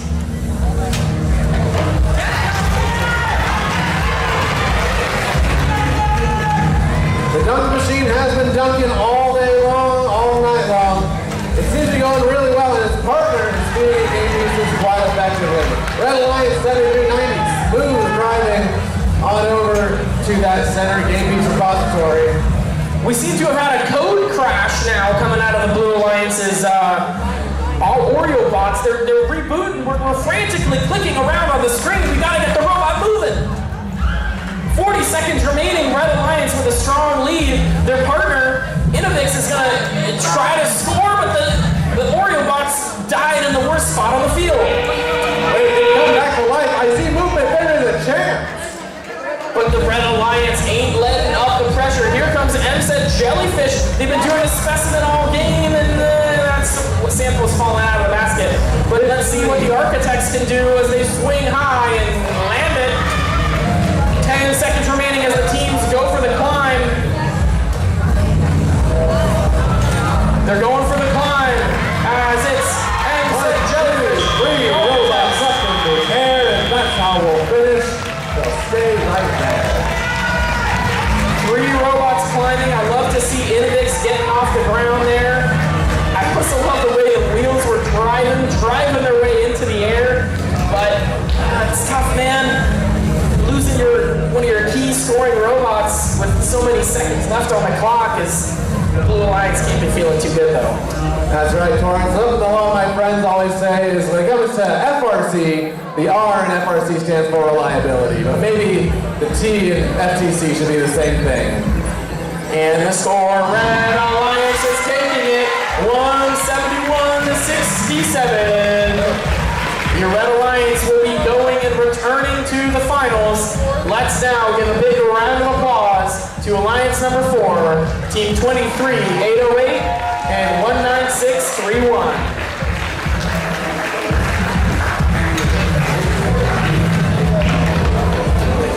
We're going to take another break here before the finals, give out a couple more awards in just a minute. Got to make sure these teams are prepared and in tip-top shape.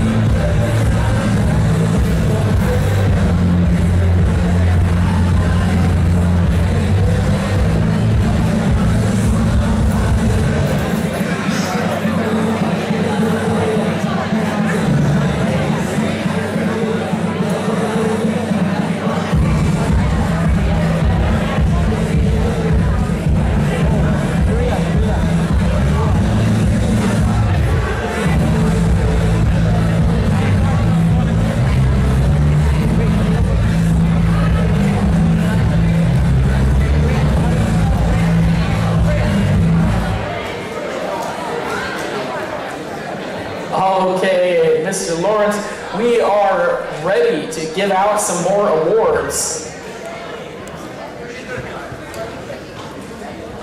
All right. The Connect Award is presented to the team that the judges feel most connected with their local science, technology, engineering, and math community. A true FIRST team recognizes that engaging in local STEM community plays an essential part in their success. The recipient of this award is recognized for helping the community understand FIRST, the FIRST Tech Challenge, and the team itself. This team mentored internally to develop their skills as engineers and innovators. The judges were blown away by how they provided hands-on activities for students with comment kits. Everyone watch out, the world is about to end. It's a robo-apocalypse. Congratulations, Team 8872, Robo-apocalypse.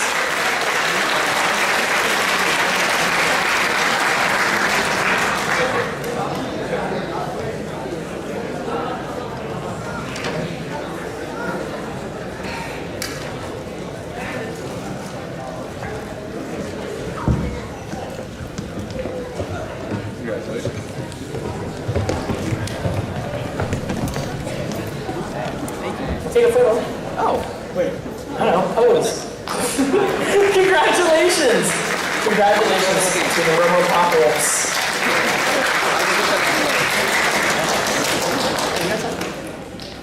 All right. Thank you very much. Our next award is the Think Award. The Think Award is given to the team that the judges feel best reflects the journey of the engineering design process. The engineering portfolio is the key reference for judges to help them identify this most deserving team. This team's engineering portfolio focused on the design and build stages of the team's robot and exemplified their journey as a team and engineers. The portfolio featured season goals that effectively explained the systems that this team used, including an IMU, PID, and Roadrunner. They described the process of how they got from V0 to V3 and told the story of their creative solutions. With all the great lessons this team learned, the judges knew their story would go down as a legend. Congratulations, 21-22-7 legend.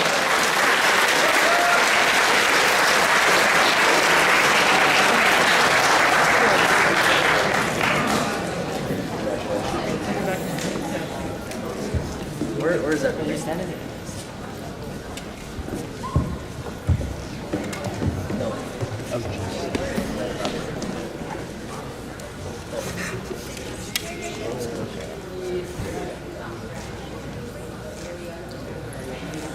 Once again, congratulations, team 21227 Legend. And with that, that concludes our awards for now. We're now going to have our final.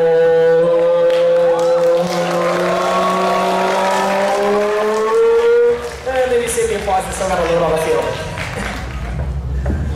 Lawrence, let's break down these finals. We have Alliance 1 versus Alliance 2. We've seen these robots all day. We know them inside and out. But what are they going to bring to the finals? Torres, I'm going to tell you, I think the #1 alliance is going to be doing the exact same thing it's been doing every single match. If it ain't broke, don't fix it. It's so good at it. They have 200 points consistently, match after match. a fantastic strategy. They each stick to their own lanes.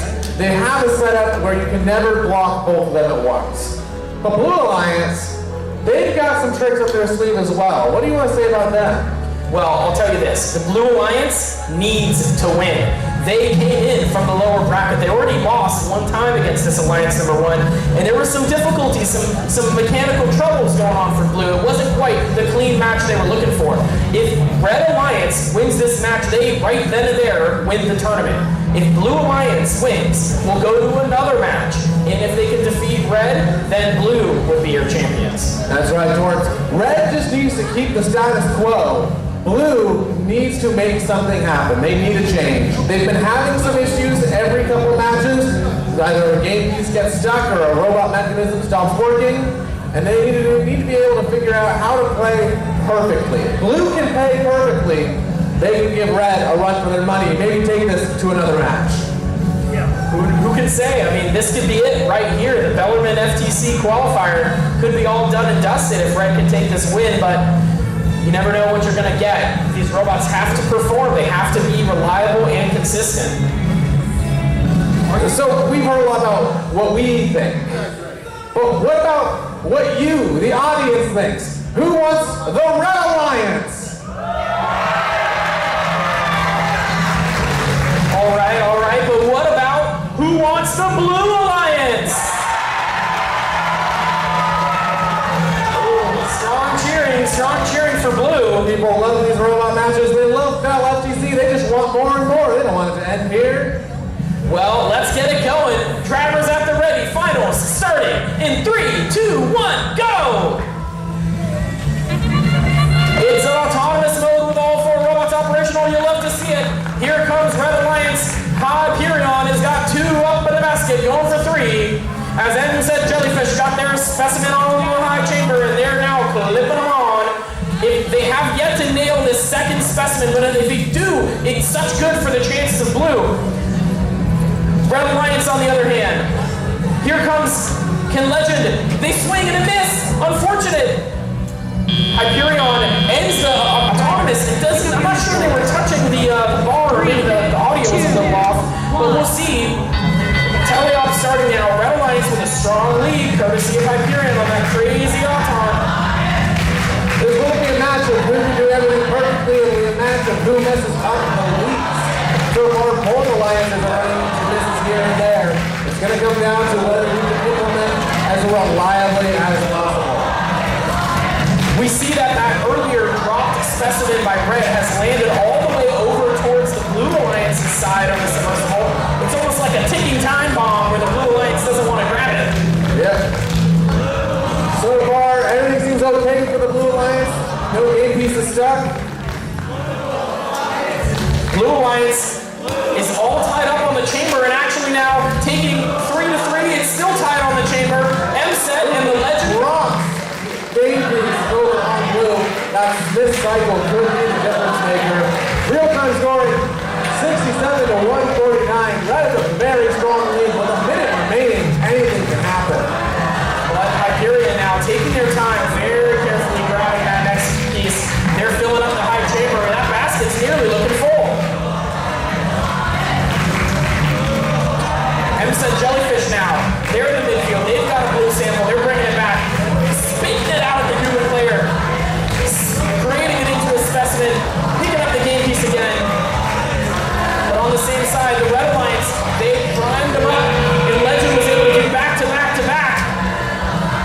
Blue Alliance finally finding their groove, but is it too late? 20 seconds remaining in the match.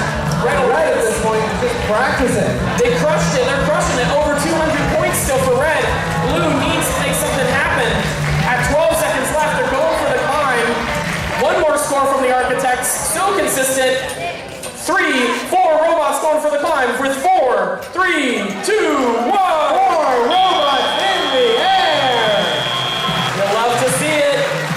We've yet to have all 4 robots climb, and the Blue Alliance really bringing it together there. I just, I can't say enough about what we got to see here at the Bell FTC qualifier.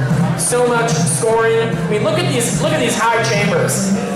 Almost perfectly spacing there, courtesy of the M-Set Jellyfish machine on the Blue Alliance.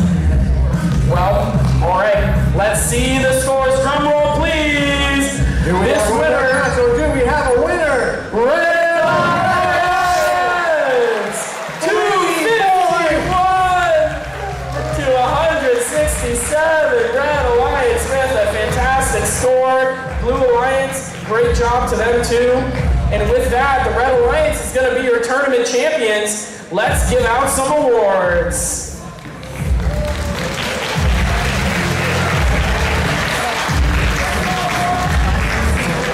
Starting off, we'd like to present the finalist award to team 7390. 7390, come on down for your finalist award.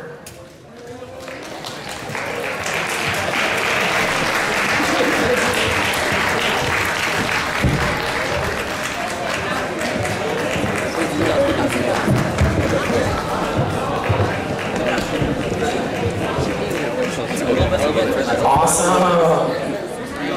Yeah. Can we go?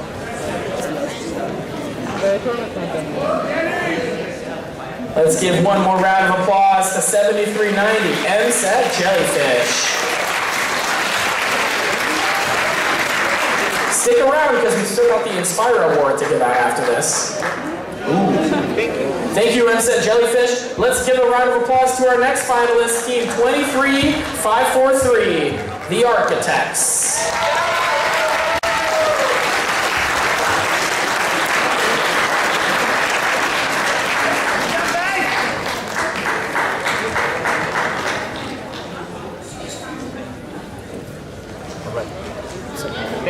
Congratulations to Team 2354. Oh, never mind. Oh, there they are. Let's get the whole team in here. Come on, let's go. You got this. The finalists, Team 23543, the Architects.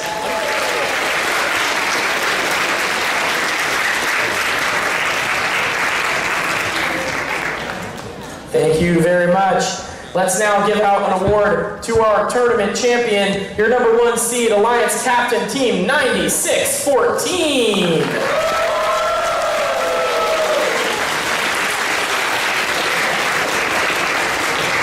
Team 9614, come on down. Ooh, they got the flag and everything. The flag swag.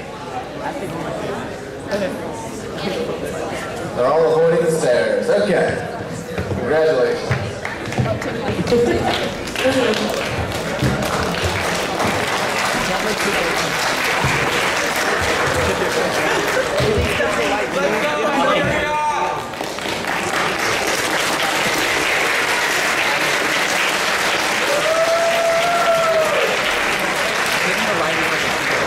Congratulations, Team 9614.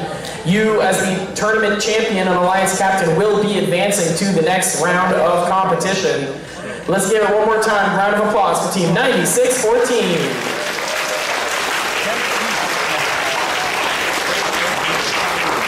But they couldn't have done it without their partners. Let's bring on Team 21227 Legend.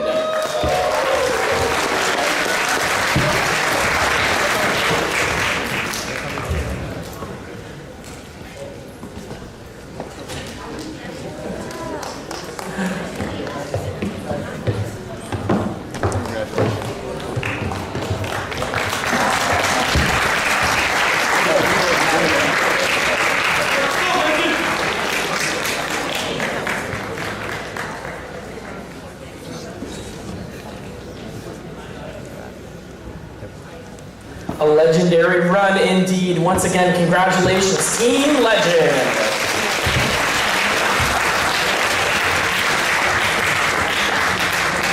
All right, we just have 2 more awards to give out. The Inspire Award and Inspire Second Place. Or runner-up, we could say. All right.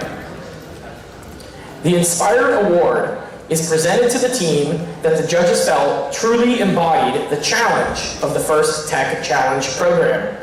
The team that receives this award is a strong ambassador for FIRST programs and works to promote FIRST and make it loud in their community. The team that receives this award has performed well in all judging categories and was chosen by the judges as a model First Tech Challenge team, both on and off the playing field. This team shares their experiences, enthusiasm, and knowledge with other teams, sponsors, their community, and most importantly, the judges.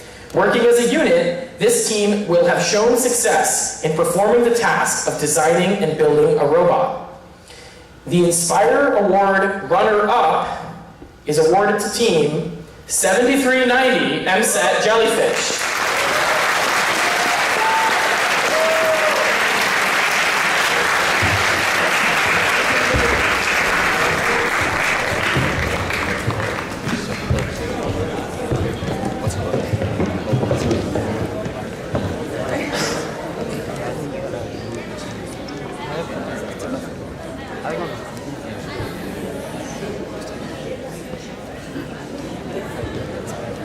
All right, one more big round of applause for your Inspire Award runner-up, 7390 MSET Jellyfish.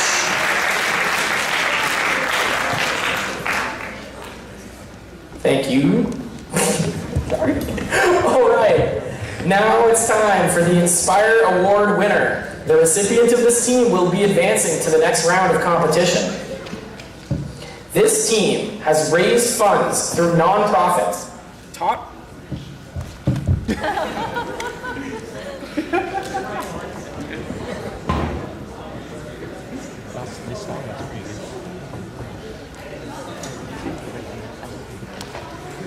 Camera 2's messed up. This team has raised funds through nonprofits, taught robotics from the ground up in schools, and hosted scrimmages and qualifier events to inspire others. From captivating fairs and fun presentations to sharing the magic of robotics in Africa, India, and Tanzania, they've proven that robotics is about building both machines and communities.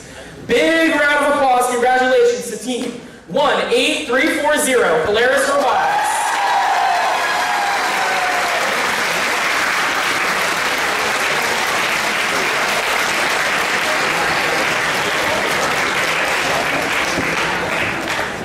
Just tear it You can rip through it. Yeah, victory laps. Just don't trip, please don't trip. The Inspire Award winners.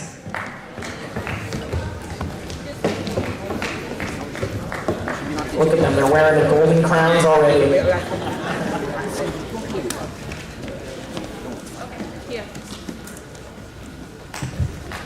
Big round of applause once again. Congratulations to 18340 Polaris Robotics. And with that, that's our last award. Here at the Bellarmine FTC Qualifier.